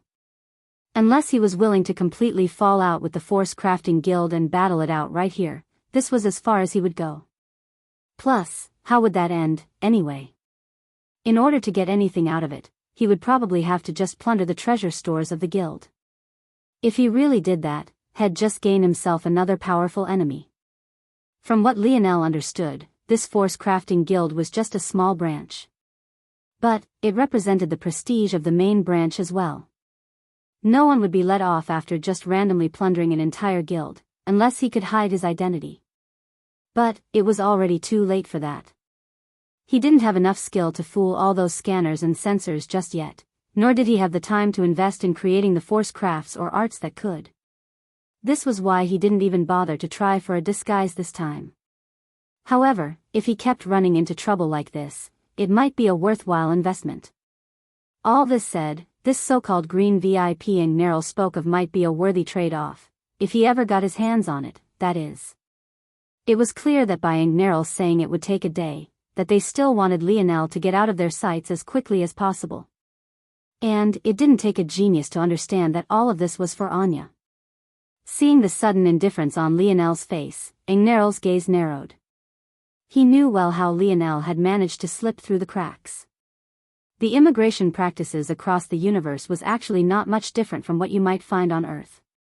Visas, citizenship, green cards, workers' permits. Even if they might not always go by the same name, the concepts are the same. For more stringent worlds like this one, even for a vacation, you had to meet certain standards comparable to what most worlds would ask to become a citizen. In that case, the algorithm had a test for youth and talent, obviously preferring people of a certain caliber to enter these walls. Lionel's talent was so great that even under the modified algorithm, he still managed to get through the screening, which led to this situation. Ultimately, everyone else thought that Lionel was a country bumpkin stirring up trouble. But Nerl knew well that things weren't so simple. In fact, if it wasn't because of Anya, he might be forced to fawn over Lionel instead. Still, he had no choice but to pick his battles. At that moment, though, he felt as though Lionel was seeing right through him, unfazed by his word games and his attempts at pleasing both parties. In truth, Lionel was infuriated. He valued respect above most things, and right now he felt like his time was being wasted because these people thought it was better to anger him en route to pleasing Lady Anya. This so-called green VIP card he would be given, regardless of how rare or nice it was, practically felt like a pat on the head he would receive for being a good boy. He had followed all the rules, done everything he needed to do, and even up until this point he had yet to lash out at anyone, but it simply didn't matter. Even in a situation where you did everything perfectly and as they should be done, if those with power wanted to find fault with you, they would find it. So, while Lionel stared at Nerl emotionlessly, about to begrudgingly accept his proposal since he had no real choice in the matter, he had already remembered these matters in his heart. Excuse me? Before Lionel could speak, that sweet voice rang out again. As though moths to a flame, all the elders and Nerl turned over. All they were missing were tails to wag. Anya blinked her large, golden eyes. Though it was hard to tell with her veil on, she looked to be at most around 17 years old. Though, she had the voice of a mature woman. Did I come at the wrong time? If we can't take our exams today, I can just come back another time. The expressions of the elders changed. How were they supposed to respond to this? Were they supposed to say that they were barring others from taking their exams just so that she could do so alone? But saying such a thing so bluntly would cause problems. Plus, no one had known she was here to take an exam even if they had some guesses. Until right this very moment. Now it was almost impossible to hide it. Luckily, Nerl was quick on his feet. No. It isn't that, Lady Anya. The problem is that our small branch is most suited to give black grade exams. Even all the elders here had to travel to larger branches to receive their bronze certifications. So, in order to prepare and be certified for you bronze grade exams, we had to set up a lot of things. As of right now, we couldn't hand out a black grade exam even if we wanted to, that is why we're turning so many people away. The elders quickly nodded, feeling that Nerl was truly quick on his feet to think of such an excuse.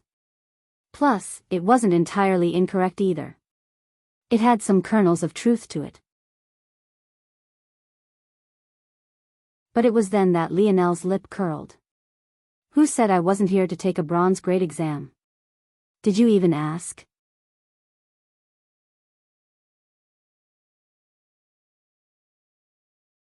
Chapter 928. Chapter 928, targeting Nerl was stunned. He had thought his plan to be foolproof, but now he could only try his best to hold back an ugly expression. According to the files, Lionel was Tier 1. In addition, the scan hadn't caught the sign of any other lifeforms on him, so it was most likely that he didn't have a spirit by his side, making it so that his force crafting would be limited. Of course, spirits were rare, so this wasn't exactly a negative on Lionel, it was just an observation, one that was just as important as the first. As someone who was in Tier 1, it was impossible for Lionel to have had the soul force needed to craft bronze treasures for long. In addition, considering Lionel's age, Angnerl would guess that Lionel had been in the 5th dimension for a month or two at best. Any longer, and considering his talent, he would have progressed far more than he had. This was all to say that if Angnerl had to assign a probability, he would guess with 97% assuredness that Lionel was not a bronze crafter and was, at best, a quasi-bronze crafter, a feat that was still very much excellent for his age. In fact, Angnerl thought that he had vastly overestimated Lionel as well. But hearing this, he felt like he was at a loss for words. The elders looked over toward Lionel as though they wanted to tear him to shreds, especially Isoltine. It was clear that none of them believed Lionel. They weren't aware of what Lady Anya's backing was exactly, but they knew of the person who requested for them to take care of her. Such a person wasn't an individual they could afford to offend, and yet even they were subservient to Anya. This was enough to tell them just what a fearsome existence Lady Anya must be. And yet, this little troublemaker was trying to ruin everything. Unfortunately, before they could say anything, Anya's expression lit up. She clapped her hands together, her slender fingers and delicate palms turning red at just the slight strain. That's excellent. Then we can take the exams together. Anya seemed to be excited. Her smile bloomed beneath her veil, but it was just a shame that they could only catch the faintest shadow of it all. At that moment, the elders knew the situation was helpless. They didn't even get the chance to twist Lionel's arm into admitting that he was lying. It was all very infuriating. However, the troublemaker himself no longer spared them a glance, smiling in thanks to Anya. Lionel had never blamed Anya to begin with. After all, it was clear that this had all been done without her knowledge. At the same time, he also had a feeling that she wasn't as naive as she was pretending to be. Clearly, she was helping him. For this, he was grateful. A beauty who also had a kind heart. Worthy of praise, indeed. Angnerl and the elders looked at each other, not quite knowing what to do. But Anya pushed them along with her next words. Little White is getting tired after pulling my carriage along all day. She would like to graze and relax a bit. I hope that we can start the exams sooner rather than later so she can have some rest. Ah. Yes, yes. Isoltine reacted. Please, this way. Anya didn't bother to enter her carriage once again, walking beside Little White with a light smile on her face. Thank you.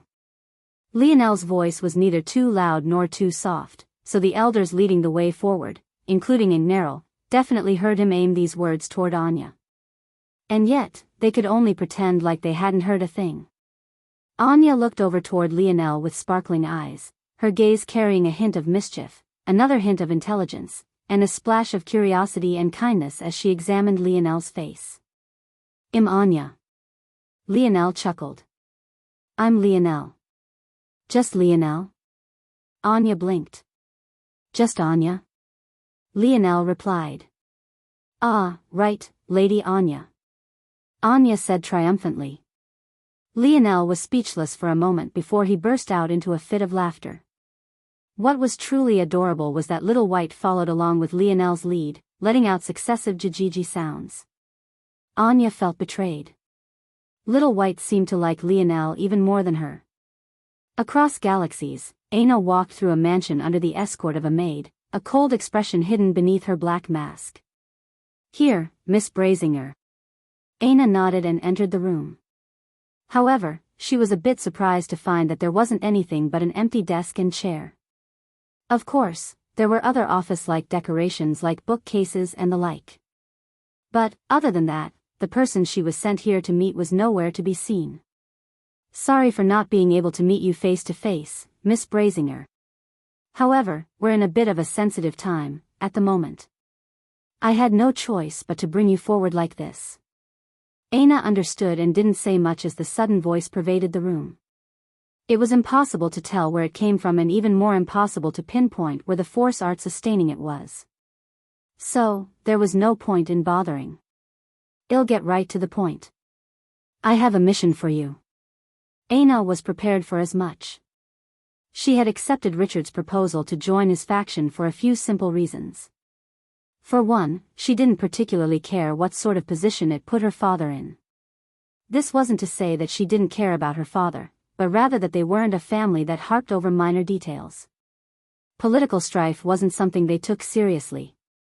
Secondly, Richard's proposal provided her the most training resources. It was as simple as that. Nothing more, nothing less. However, she was also aware that there was nothing free in this world. But, she didn't mind. These missions would just be more opportunity to train and hone her skills. Your target is the Luxnix family.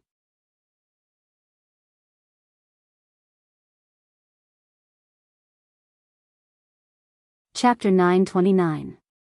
Chapter 929, Show Me. Lionel and Anya were escorted into a large room. There was just a single workbench present at the very center of it all and 5 chairs prepared for the elders that would be, presumably, overseeing it all. Clearly, they had only prepared a single workbench believing that Anya would be the only one taking her exams, but Lionel had thrown a wrench into those plans. To make matters worse, Lionel and Anya seemed to be laughing and joking amongst each other as though they were 2 old friends. It was difficult for the elders to even interject with any snide remarks without simultaneously offending Anya herself, who was clearly enthusiastically responding to everything Lionel said. So, they could only bite their tongues. In truth, they didn't care about whether 1 or 2 people took the exam now. Their issue with Lionel wasn't that he was here, but rather that he had made them lose face. Every happy interaction Lionel had with Anya was like another slap to their faces. It was as though they felt like he was snatching the good impression Anya was supposed to have of them for himself. And Neril followed along with furrowed brows. He was meant to act as an ambassador for Anya, so he wasn't necessarily participating in this as a crafter. But, that only made his emotions even more complicated than the other elders. In the end, there was Elder Isoltine, who would have very much liked to lop Lionel's head off his neck. But, she too could only stifle herself. I thought that you would be mean, but you're actually very nice. Anya said with a giggle. Lionel raised an eyebrow. Him? Mean? Since when did he give off that sort of impression? Mean? Emichim. Your eyes always look like they're calculating something, like you have a barrier up for the world. Plus, there's something dangerous coming off from your body that you seem to be suppressing. You should smile more, yours is not bad to look at. Anya seemed to be commenting offhand, not thinking very much about what she was saying as her soothing voice tickled their eardrums. But, Lionel felt his heart skip a beat. Was he like that? He had always thought himself to be quite charismatic. He had even managed to turn a school of nobles into one with a student body that actually respected a commoner like him. Lionel would often think of those times as he hopped from organization to organization, baffled as to why he couldn't have the same positive effect on them he had had on Royal Blue Academy. Why was it that he made enemies everywhere he went and yet he was probably the most popular guy in his school? The dichotomy was something he had always blamed on the dimensional verse. It was a place that could even ignore his own charisma because it was more intent on fighting and killing than forging relationships and building a kind heart. But was that true? What if he was just receiving the energy he was putting out? Lionel didn't think the answer was so simple. There definitely were cruel factors in the dimensional verse he couldn't control. But, did that mean he had to close himself off completely? Lionel's pale violet eyes seemed to glow lightly. His emotional intelligence and charisma were among the most useful traits he had, but it seemed that he had been handicapping himself. He rarely led with his charisma anymore. He was more apt these days to lead with indifference and only open up to a smile if someone responded the way he wanted them to. But that built up a flaw in his character. He had been so on guard against the dimensional verse that he was changing even himself to fit the parts he hated so much about it. What an irony. Lionel couldn't help but gaze at Anya quite deeply. This woman had only known him for about 10 minutes. Was it a coincidence she had said something so profound? Or was it deeper than that? There you go, calculating again, Anya said with a pout. Lionel didn't seem to mind this and smiled instead. You're quite smart for a little girl.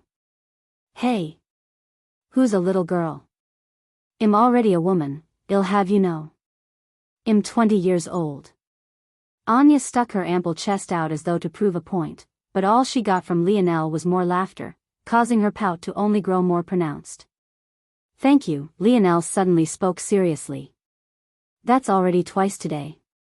I guess I owe you 2 favors now. Anya smiled knowingly but didn't say much of anything else. At that moment, Elder Isoltine cleared her throat, taking the central position of the 5 chairs. The room was exceptionally hollow, making their voices echo. It was obvious that this room was usually able to test thousands of amateur crafters at a time. But now, it would only test 2. Apologies, we only prepared a single bronze workbench. No problem, Granny. I don't really need a workbench. Elder Isoltan's jaw clenched so hard it twitched. Who was your granny? She cleared her throat, trying to bury her rage. We didn't prepare the theory section of the crafter's exam because we have reason to believe that Anya has already met the standard. But, it is uncertain that. Elder Isoltine looked up toward Lionel, clearly wanting his name for the record. Usually, Lionel would just hand over his documents. But, obviously this was impossible now. Unless he got a whole bunch of tape first. Lionel. He finished. Elder Isoltine all but rolled her eyes. We need your full name for the records.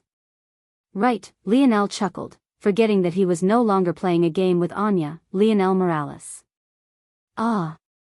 Anya's eyes widened. She lifted her skirt, hopping to stand before Lionel and looking him up and down. She looked like a little girl who had found a new toy. The elders had no idea how to react to her antics. Do you have one? Show me. Show me. Lionel's lip twitched. Couldn't this girl choose her words more carefully?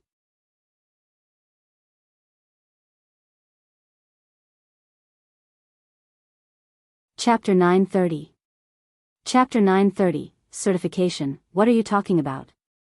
Lionel chuckled and shook his head. Though he could make a few guesses, he still didn't jump to any conclusions. Who knew what this girl was asking to see? In truth, Lionel knew that he was a bit too casual with his treasures. He didn't put enough effort into hiding them. A portion of the reason why was because he didn't have a good frame of what was rare and what wasn't, but another was definitely that he was just a bit careless. The more powerful Lionel became, the more he felt that the people of this quadrant were actually quite weak. He felt like the difference between him and them wasn't very far apart even while he was in the 3rd dimension, let alone now that he was in the 5th. Even Elder Isoltine, who had experienced 2 watersheds of the 5th dimension, wasn't able to make him feel any pressure. However, Lionel's experiences in the dimensional cleanse trial world showed him that it wasn't that the world was weak, but rather that his scope of the world was too small. Even while so heavily suppressed and with himself having every advantage, he had still lost so miserably to Amory. If it was just this, things might have been fine. After all, Amory was in the 6th dimension while he hadn't even truly stepped into Tier 1 of the 5th dimension. However, Lionel felt that if it wasn't for the suppression of the trial, he wouldn't have stood a chance against Kira while he had been at the peak of the 4th dimension. Even beyond that, he didn't believe that defeating even the likes of Richard and that other man would have been a simple matter either. If there was anything that trial taught Lionel, it was that he shouldn't underestimate this world. There would be nothing simple about achieving his goals. This was all to say that he felt that if he was going to really do this, he had to learn to be a bit more cautious about some things. So, he didn't immediately guess at what it was Anya wanted to see. Don't be like that, Anya said with an almost pleading tone. You know, just because you heard my last name, are you really sure of my origins? Can't there be other people with the Morales name that aren't from where you think him from? Anya pouted. Isn't the fact you said that enough to prove that I am right? Then again. Only ignorant people say stuff like that. Maybe you really aren't from them. Lionel's lip twitched. He was finding it harder and harder to get a read on this girl. Was she mischievous? Introspective? Empathic? Or was it just that she enjoyed pointing out his flaws so much? Seeing that Lionel wasn't reacting as fast as she wanted him to, Anya shook her head and turned toward the elders. I can vouch for Lionel. His skill in theory is maybe better than mine. I don't come from a family of crafters, but his family is one that can ignore even the main branch of the Force Crafting Guild and not suffer from it. In fact, the main branch was only created so that other families would have a way of countering them. Good enough? Okay. Let's move on to the application part. Hearing these words, the elders froze, looking toward Lionel with incredulous expressions. By now, though, Lionel was certain that what Anya wanted to see was little Tolly. If not for this, she wouldn't be so eager to move on to the application portion of the exam. As for the reaction of the elders, he didn't particularly care. Lionel knew that he didn't have much relation to the Morales family. For all he knew, they were quite hostile to him. Of course, this wouldn't stop him from participating in their air wars. And it most definitely wouldn't stop him from allowing these elders to misunderstand. This was an opportunity to save himself some trouble, so why wouldn't he take advantage? This. Elder Isoltine wasn't sure how to accept this information. On the one hand, she didn't want to believe it. But, on the other, she couldn't refute this young girl either. Even if she reached out and said that she wanted half the resources of their branch, Isoltine would just have to accept it. And Nerl stood a distance away with his face also having frozen. But, there was nothing he could do either. Then. Isoltine cleared her throat. We will begin with the spirit control portion of the exam. A strong pressure descended after Isoltine clapped her hands. However, Lionel felt that his body was perfectly fine. If there was any change at all, it was a slight sluggishness in his soul force. That was when he understood. This pressure was supposed to make it more difficult for you to use your soul force freely. This sort of control was invaluable for a crafter. 2 sets of rings appeared before Lionel and Anya, stretching out a 10-meter distance from them. There were just a pair of rings before each of them, one within arm's reach and the other exactly 10 meters away. However, somehow, this 10-meter distance felt like infinity. Take control of your familiars to travel the distance between these rings. A minimum travel distance of 1 meter is necessary to pass. Please begin. One moment. Lionel suddenly called out. I have a question. Isoltine, who still couldn't stand the sight of Lionel's face, still had no choice but to accommodate him for now. At the very least, she had to until they could corroborate Anya's words. It was obvious that Anya had just met Lionel, so how could they take her words for fact? Especially when they didn't want to believe these words to begin with, yes? Is it only possible to become a Tier 1 bronze crafter during this exam? What do I need to do to aim for a higher certification? Isoltine's expression darkened. We can certify up to the Tier 3 bronze grade. However, that requires a minimum of 3 meters crossed for this test. She truly felt like her time was being wasted. Lionel shook his head. Was there that much of a difference between Tier 1 and 3? If it wasn't for the fact he needed the resources of this place, he wouldn't even bother. All right. Lionel nodded. Flipping his palm over, a smooth ball of silver appeared, bobbing up and down above his hand. Anya's eyes lit up.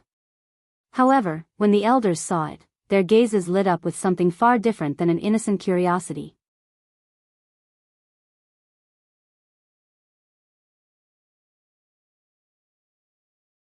Chapter 931. Published at 7th of June 2022 12:30 and 33 seconds p.m. Chapter 931. Rumors if audio player doesn't work, press stop then play button again. Chapter 931. Rumors Metal Spirit. The heartbeats of Isoltine, the other elders and even Engnerl in the distance all skipped at once. But, even then, it was especially so for Engnerl. Engnerl had assumed that Lionel couldn't be a very powerful crafter because the scanners didn't detect even a pseudo-spirit, let alone the complete one he was seeing now. So, to him, the appearance of this metal spirit meant something far different than what it did to the others, and his heart couldn't stop trembling out of control. He has a spatial treasure that can store life. Engnerl forced himself to calm down. For one, there was the matter of Lionel's background. If he had such a treasure, that only confirmed Anya's words as more than just nonsense a mischievous little girl was spewing to help someone they saw as a friend. In addition, it was also possible that this was Lionel's ability. The one thing their scanners didn't test for was ability index. If they did so, it would cause an uproar, so they had no choice but to make such a concession. Some forms of beast taming ability indexes also evolved such that their users could have inner worlds to maintain and nurture their creatures. So, he knew he shouldn't jump to conclusions. However, when that greed bloomed, it became difficult to suppress. Especially when the metal spirit before him was more valuable than even most spatial treasures of that caliber. Lionel ignored those around him, a bright smile blooming on his face. "Hey little guy, how was your spa day?" Bloop. Bloop, Lionel chuckled. Usually, he would have little Tolly on his wrist. But, after the segmented cube evolved, it gained the ability to nurture spirits as well. So, he had been leaving little Tolly in there. In truth, Lionel felt a bit bad after neglecting little Tolly for so long, so he had been spending a lot of time communicating with the little guy, especially during the dimensional cleanse trial where he didn't really have much to do anyway. So, the two were much closer now than they had been back when Lionel had left him for 2 years. Of course, it wasn't exactly Lionel's fault that had happened. But, little Tolly was still in his infancy stages. You couldn't exactly tell a baby why it was logical that their parent had left them, right? The result was Lionel being especially doting toward little Tolliver now. So cute. Anya all but squealed as she watched little Tolly turn into all sorts of shapes and sizes. Lionel smiled but didn't say much of anything. "Alright, little Tolly. Let's go." Bloop. Little Tolly shot out from floating above Lionel's palm like a speeding bullet. In one instant, it was before Lionel, and in the next, the little guy was hovering just past the 3-meter mark, dancing about with a childish flair. Sometimes little Tolly would take the shape of a star, sometimes something as random as a baseball bat, and other times it would even become creatures. The little guy's favorite creature to imitate was definitely Little Blackstar, so it would often become an adorable little silver mink, its whiskers twitching about as though to mock its foe in his absence. Lionel didn't restrict little Tolly's freedom or adventurous side in the slightest. One would have thought that this would impede his control, but even as little Tolly flipped between whatever images came to its mind, the little one still hovered exactly at 3 meters without strain to either Lionel or itself. Pada Oviel, with just a casual beckoning of his finger, little Tolly came back, hopping up and down in the air as though asking for praise. The elders and Anya watched in astonishment as Lionel actually pet the little silver mink without a care for his hands. Anya would have screamed out to say something, but she too was a bit in shock that Lionel had passed the test so easily. They suddenly realized right then that Lionel wasn't bluffing. If not for the Tier 3 cap, how far could he go? Visit Readle.me for extra chapters. As the tests blazed by one after another, even the likes of Elder Isoltine had to admit that they had provoked a monster. Back in the 3-pillar galaxy, planet Luxnix had entered an odd state as though a fog was beginning to hang over them. Odd rumors about matters from decades ago began to circulate. Even now, the matter was still quite slow and subtle, no one daring to offend the Luxnix family with too much brazenness. But, every time it seemed that those rumors would be smothered, the fire seemed to be rekindled elsewhere. Though the Luxnix family was still unable to confirm it with absolute certainty, they were smart enough to begin guessing that someone was definitely targeting them. Rumors in and of themselves weren't a big deal. However, the larger the family, organization or guild, the more they would have to worry about such things. One only need to look toward the example of Camelot to understand why. When it came to the dimensional verse, even a false story when spread wide enough could come to life, let alone a story many thought was plausible or even probable. For the Luxnix family that placed such an emphasis on purity as a result of their lineage factor, such a story of impurity circulating around could even begin to subtly weaken the power of their bloodline. Such a thing was far more serious than it seemed, to the point where the Luxnix family would easily become irreconcilable with anyone who dared to spread such a thing. But what would they do if everyone felt it was true? At that moment, there was a group of young men indulging in the fine dining planet Luxnix had to offer. It was said that the unique air of this world allowed women to grow up to become more beautiful, so they were quite famed for their gorgeous waitresses and hostesses.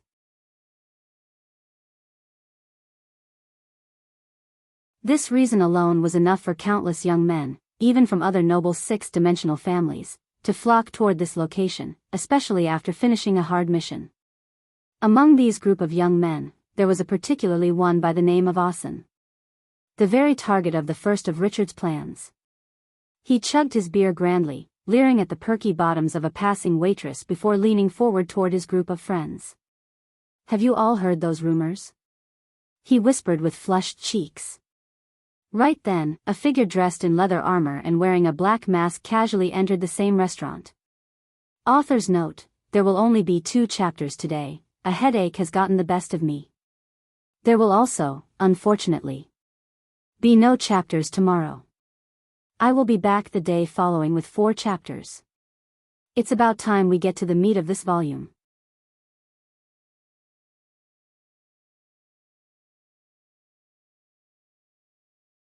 Chapter 932. Published at 7th of June 2022, 12:30 and 32 seconds p.m. Chapter 932. 10% faster if audio player doesn't work. Press stop then play button again. Chapter 932. 10% faster. The moment the young men around Asen heard his words, their expressions twisted. Whenever this fool got a few shots of alcohol in him, he always forgot about everything else. They were quite literally in Luxnix territory, all while having lunch in one of their more famous restaurants. This was the worst time to bring up a scandal like this. As young nobles of their families, they had been trained in etiquette and personal brand and safety since they were old enough to put their clothes on by themselves. Among those lessons was the care they needed to take when out in public, especially when there were so many flies with ears buzzing around. Who knew how many young masters had had their lives ruined by being overheard by a pretty waitress? The truth was that they weren't meant to be there to begin with. The moment such rumors started floating around, Asen's elder brother had strictly banned his young buffoon of a younger brother from coming to planet Luxnix to begin with. However, it was exactly this ban that made Asen want to come all the more. The current Asen was followed by 2 youths, one of which was from First City but wasn't an heir candidate.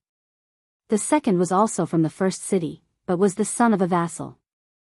Their names were Maul and Willith respectively. The moment the words fell, both Maul and Willith's necks snapped in a particular direction. But what they saw allowed them to sigh a breath of relief. The waitress whose bottom Asen had just been leering at seemed too far away and also hadn't reacted to the words. This set their hearts at ease. Maul waved a hand, causing a thin barrier of force to appear around their table that was nearly completely invisible to the eye. This was part of his ability, but it was slightly different in comparison to other energy shield abilities of the like. Asen, please watch your words. Asen snorted. I can't ask questions. He took another chug of his beer, his cheeks already turning rosy. One would have thought that his alcohol tolerance would be far greater with how burly he was. But a secondary look would tell you that Asen was far less burly than he was just chubby. He was just quite lucky in the fact that his frame was quite large thanks to his lineage. But, rather than filling it out with muscle, you could probably cut him open for a few pints of beer if you were so inclined. Maul and Willith sighed in relief, thinking that Asen was going to lay the topic to rest. But, when he sat back up from swinging his head back, Asen's gaze seemed more fiery than ever. You two don't remember? Probably not, actually. I don't really remember either. I've just heard my brother talk about her a few times. I've never seen Gradier take a liking to anything. You guys know my older brother, he's a stone-faced statue. If it wasn't because I've seen him a few times in the bathhouse, I'd think he was stoned down there too. But when it came to that woman, his eyes always used to light up like two gems. You could say that he's an outright simp, a simp of epic proportions, a simp to end all simps. He's actually pining over a woman that apparently let a country bumpkin put a baby in her, haha. I can't stop laughing. Maul and Willith looked toward one another with pale expressions. Only Austin would dare to say something like this about Gradier. But, luckily, they had the barrier up and Austin's words were still vague enough that even if it wasn't, people wouldn't necessarily tie the two events together. Whenever Austin got like this, they didn't quite dare to stop him, not out of fear of Austin himself, but rather his elder brother. At the same time, though, they didn't dare to join in either. What a joke, they still wanted their lives. And, Gradier always seemed to have a method of finding out things other people didn't want him to figure out. Visit Rietal. Me for extra chapters. So, they remained silent. Haha. That big brother of mine has always been so perfect, and yet he made such a mistake. I really can't stop laughing. It's too funny. Austin hiccuped, his awkward breath getting caught somewhere between a gasp, a heave and a burp. It was like the mouth equivalent of not trusting a fart. Only Austin could accomplish such a great feat, admirable indeed.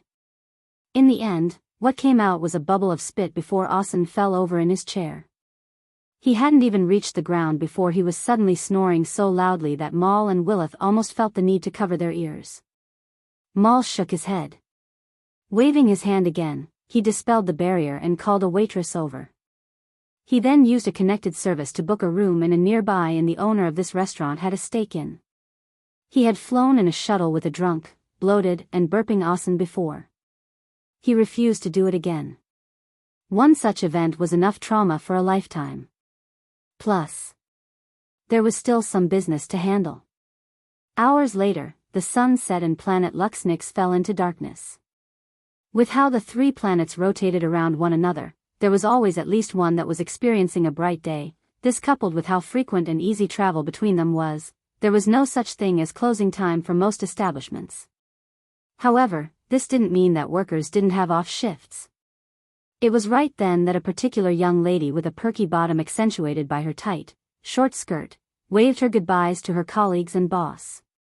She drifted out of the restaurant, a peculiar light in her eyes glowing bright after being hidden all day. Her steps were about 10% quicker than they usually were and her breathing was also slightly shallower than normal. It was like she had an excitement within that could hardly be contained.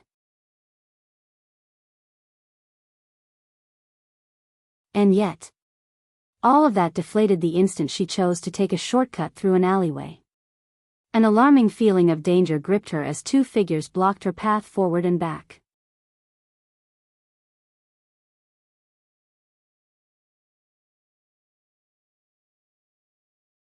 Chapter 933.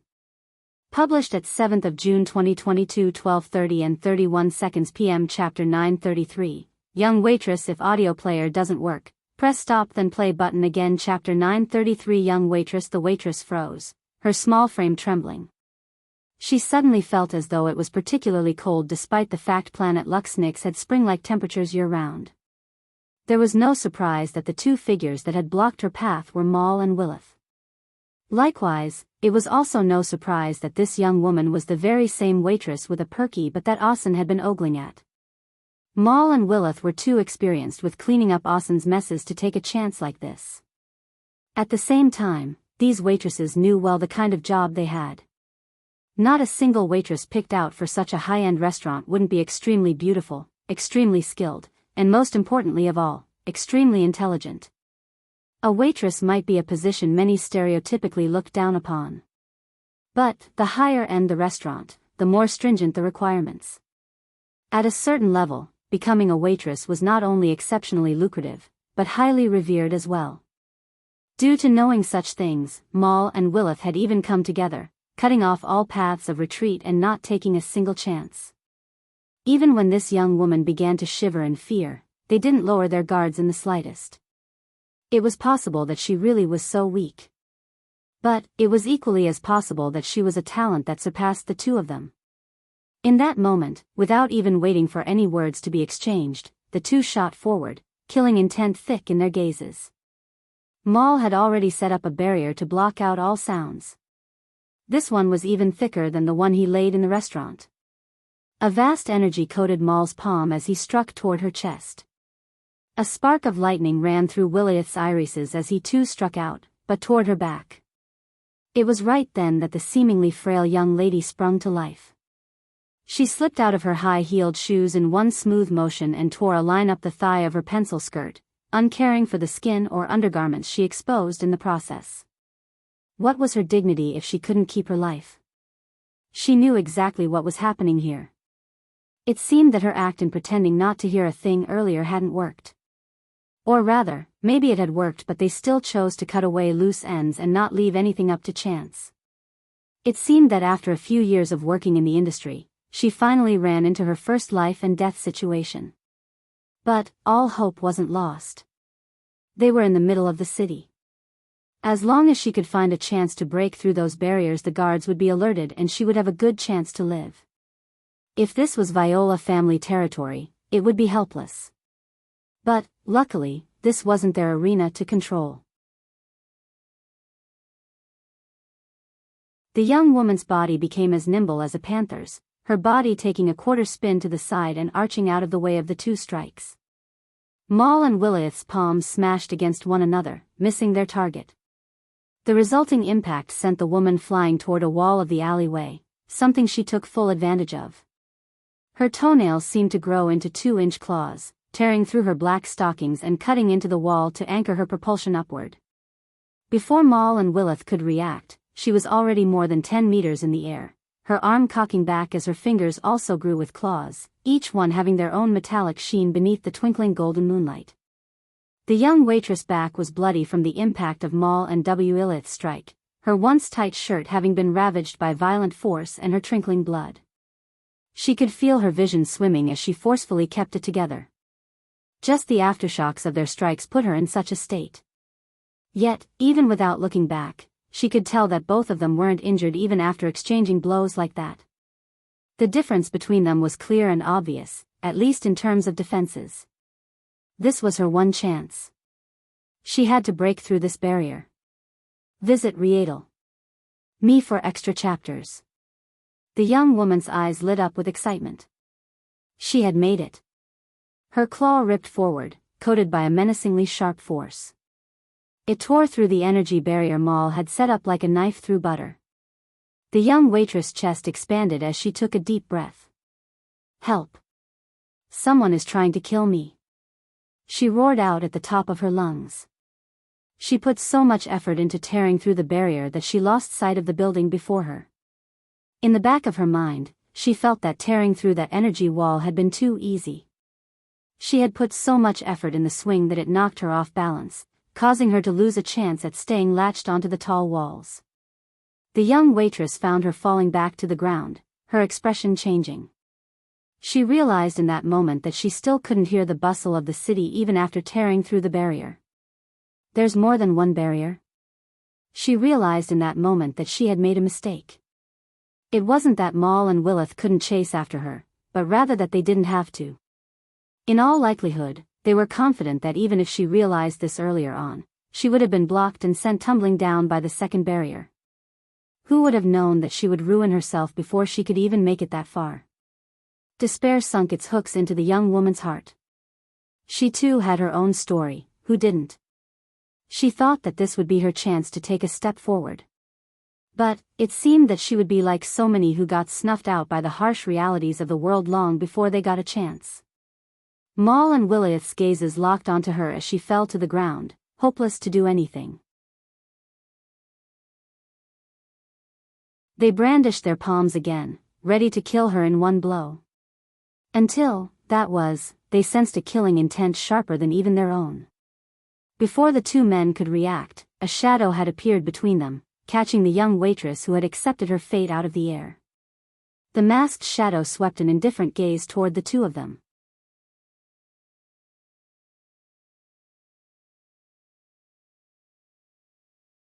Chapter 934. Published at 7th of June 2022, 12:30 and 30 seconds p.m. Chapter 934. 8 of 12. If audio player doesn't work, press stop then play button again. Chapter 934. 8 of 12. Maul and Willith felt a deep sense of fear for some reason. They didn't even register that this shadow was a woman until they breathed their last breaths. Maybe it was only then, when they could finally release their worries, that they could notice something so meaningless. The battle lasted less than 100 exchanges, and there were even some points they believed they might be able to win. But the rate of improvement the masked shadow underwent was far beyond their expectations or anything they could handle. No. It wasn't improvement. It was as though this shadow was adapting their already ridiculously strong combat capabilities to counter the two of them specifically. It was the most shocking feat of battle they had ever seen. Even in death, they couldn't help but admire it. The sound of two bodies falling to the ground resonated as the masked shadow finally put the young woman down. "Thank you. Thank you." The young woman bowed deeply. Even though her back had been torn open and was still bleeding, she still took the effort to properly bow. The masked shadow, who was obviously none other than Aina, nodded lightly. In her hand, she brandished a spear, much different from her usual battle axe. But it was hard to tell that if this was another training method to help her break through, or if she was just trying to hide her identity. If Maul and Willith had known that they died to someone not even using the weapon they were most comfortable with, who knew how they would react? Seeing that gratitude of the young woman, Aina nodded lightly before vanishing. Her mission had already been complete. In truth, she was supposed to follow Asen around until he slipped up and could be pinned with the crime of spreading false rumors by the Luxnix family. But this was just the third day and he had already failed so epically. Richard knew that Asen had his elder brother's followers cleaning up after him, so he had sent Aina here to interfere with their cleanup duties.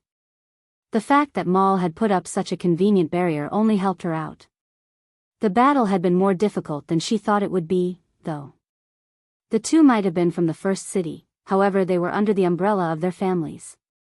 Only when you became junior general would you be assigned to a city based on your own strength. This was to say that a junior general from City 6 like Samson was far stronger than a youth without a title formed the first city. But it was clear that Maul and Willith had been refraining from applying to become junior generals so that they could continue to protect and clean up after Asen. If they applied now, Aina guessed that they would either be elites in City 6 or even mainstays of City 5. They weren't simple characters, indeed. But that also meant that since Asen's elder brother, Gradier, dared to send them here without worrying for their dissatisfaction, his true subordinates were far more powerful than this. It seemed that the competition of heirs was ramping up as they slowly reached maturity. The closer they got to the sixth dimension, the closer the elders of the past generations would be toward having to make a final decision.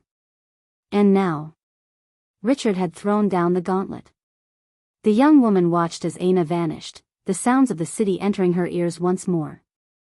She looked toward the dead bodies and panicked slightly before regaining her bearings. One part of her wanted to go home and forget that any of this had ever happened, but she was much smarter than this. She knew that the fact Aina had come here to save her was not a coincidence, this was definitely planned. Now, even if she wanted to, there was no way out of this. If she really went home, she bet it wouldn't be long before Aina appeared before her again. And, if that happened, rewards she could have monopolized for herself would probably end up in someone else's hands. Gritting her teeth, the young woman made her resolve. Visit Rietal. Me for extra chapters. It was exactly like this that a small character set rolling the events that would embroil 3 planets into chaos. Asen snored away like some sort of big baby. The bed he rolled about on was easily enough to fit half a dozen people comfortably, and yet he somehow managed to go from edge to edge without much effort. The smell in the room was absolutely foul despite how high-end and luxurious the accommodations were. Unfortunately, no amount candles and incense sticks could match the fog of alcohol, vomit and shit-stain-inducing farts. However, it was exactly then that Asen's dreams came to an abrupt end. Bang! The heavy oak doors of the hotel room flew off their hinges, shards of splintered wood sprinkling through the air and falling to the ground. Asen, no matter how much of a deep sleeper he was instantly awoken. Fear, shock and confusion colored his features. It was clear that he had no idea what was going on. He had just been in a land of dreams when he suddenly heard a lot of banging, shouting and roaring. If it was just a battle, that would be fine. But it felt like all this noise was being aimed at him. Why? What had he done? What the hell? At that moment, a middle-aged man wearing tight, white leather armor walked in. He had a 12-pointed star radiating a delicate light on the left of his chest and 2 beautifully embroidered feathers on both of his tall collars. To his waist, an exceptionally thin sword could be found, so thin, in fact, that one might not even be able to tell that they had been stabbed until it was far too late. Asen's expression changed and the fog of his mind finally vanished when he saw this middle-aged man. It was as though a bucket of cold water had been poured over his head as he was stunned awake. This uniform could only be worn by the most elite guard of the Luxnix family. While the Viola family had vassals, the Luxnix family had feather star warriors, and this man actually had 8 of his 12 star points illuminated. Asen didn't know what he had done, but he knew that it was serious now.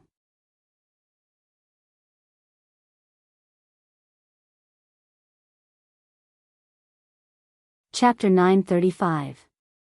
Published at 7th of June 2022, 12:30 and 29 seconds p.m. Chapter 935. Try if audio player doesn't work. Press stop then play button again. Chapter 935. Try, bind him. The middle-aged man said coldly. Asen's expression changed. What is the meaning of this? I am a seed of the Viola family's main bloodline. You can't do this to me. The middle-aged man hardly reacted to this realization. It was clear that he was perfectly aware of Asen's identity, as the young waitress had reported this. This was part of the reason why they had sent someone of his stature to deal with such a thing to begin with. The Feather Star Warriors of the Luxnix family were not a joke. They were an elite guard that rarely, if ever, saw the light of day. They were split into 4 tiers. Starless, 4-point, 8-point, and 12-point. Of course, this ranking system was based on the most famous symbol of the Luxnix family, the 12-pointed star. Not many knew or understood the secrets behind this symbol or how it related to the snowy star owl, or if it was related at all, but what they did know was that the Luxnix family would be willing to go to war to protect its prestige. To be a 12-point feather star guard was the absolute highest honor, and such trump cards rarely left the family grounds. But this could even be said for the starless guards as well. The fact that an 8-point feather star guard was actually sent here was enough to show just how serious this matter was and how furious the Luxnix family was about these circulating rumors.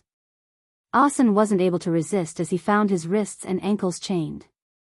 His combat prowess wasn't very high to begin with, so how could he be a match for such elite warriors? The entire city fell into silence as Asen was dragged away. The number of eyewitnesses were so numerous that it was impossible to hide, and maybe the Luxnix family didn't want to hide it.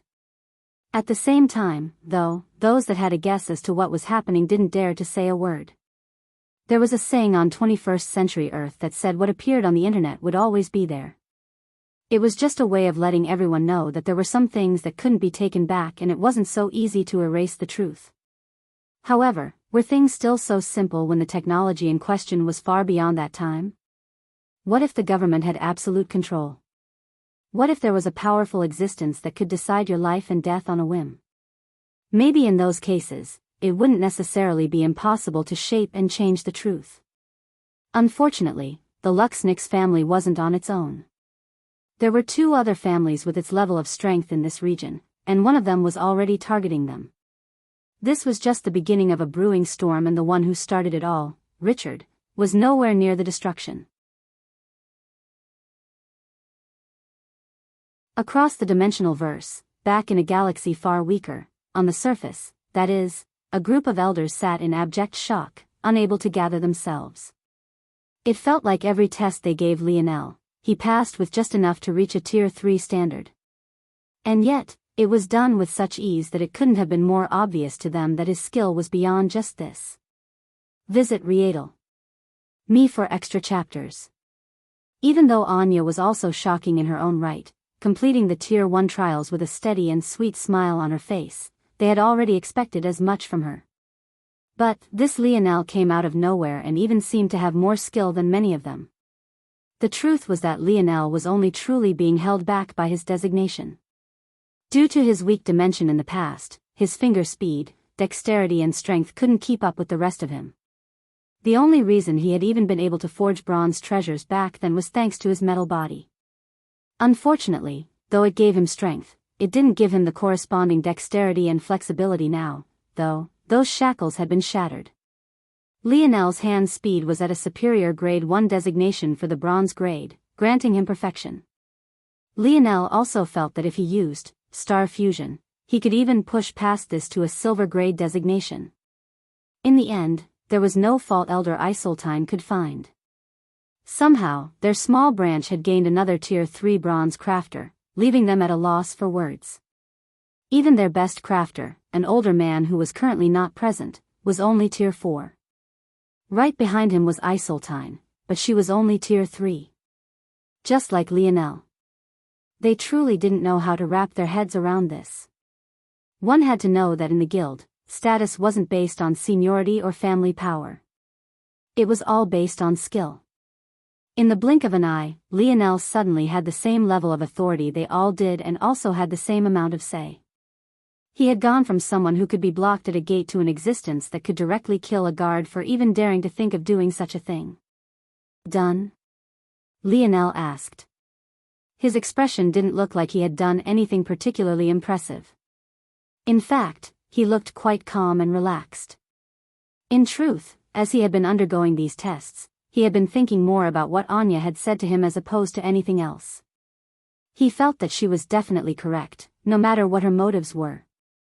He couldn't enter every situation bracing for hostility, then be shocked when that was exactly the energy he received.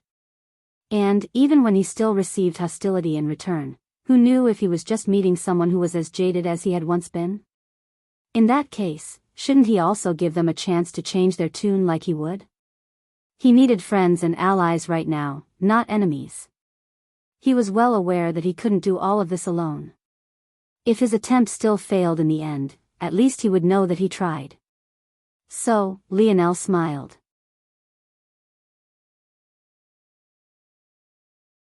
Miss Isoltine, I noticed that pendant around your neck has a bit of damage on it. How about you let me take a look, free of charge? Take it as a gift to a fellow crafter. Lionel smiled warmly.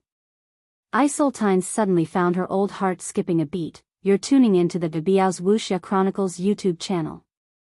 Don't forget to subscribe and join us on this journey to catch the most captivating stories.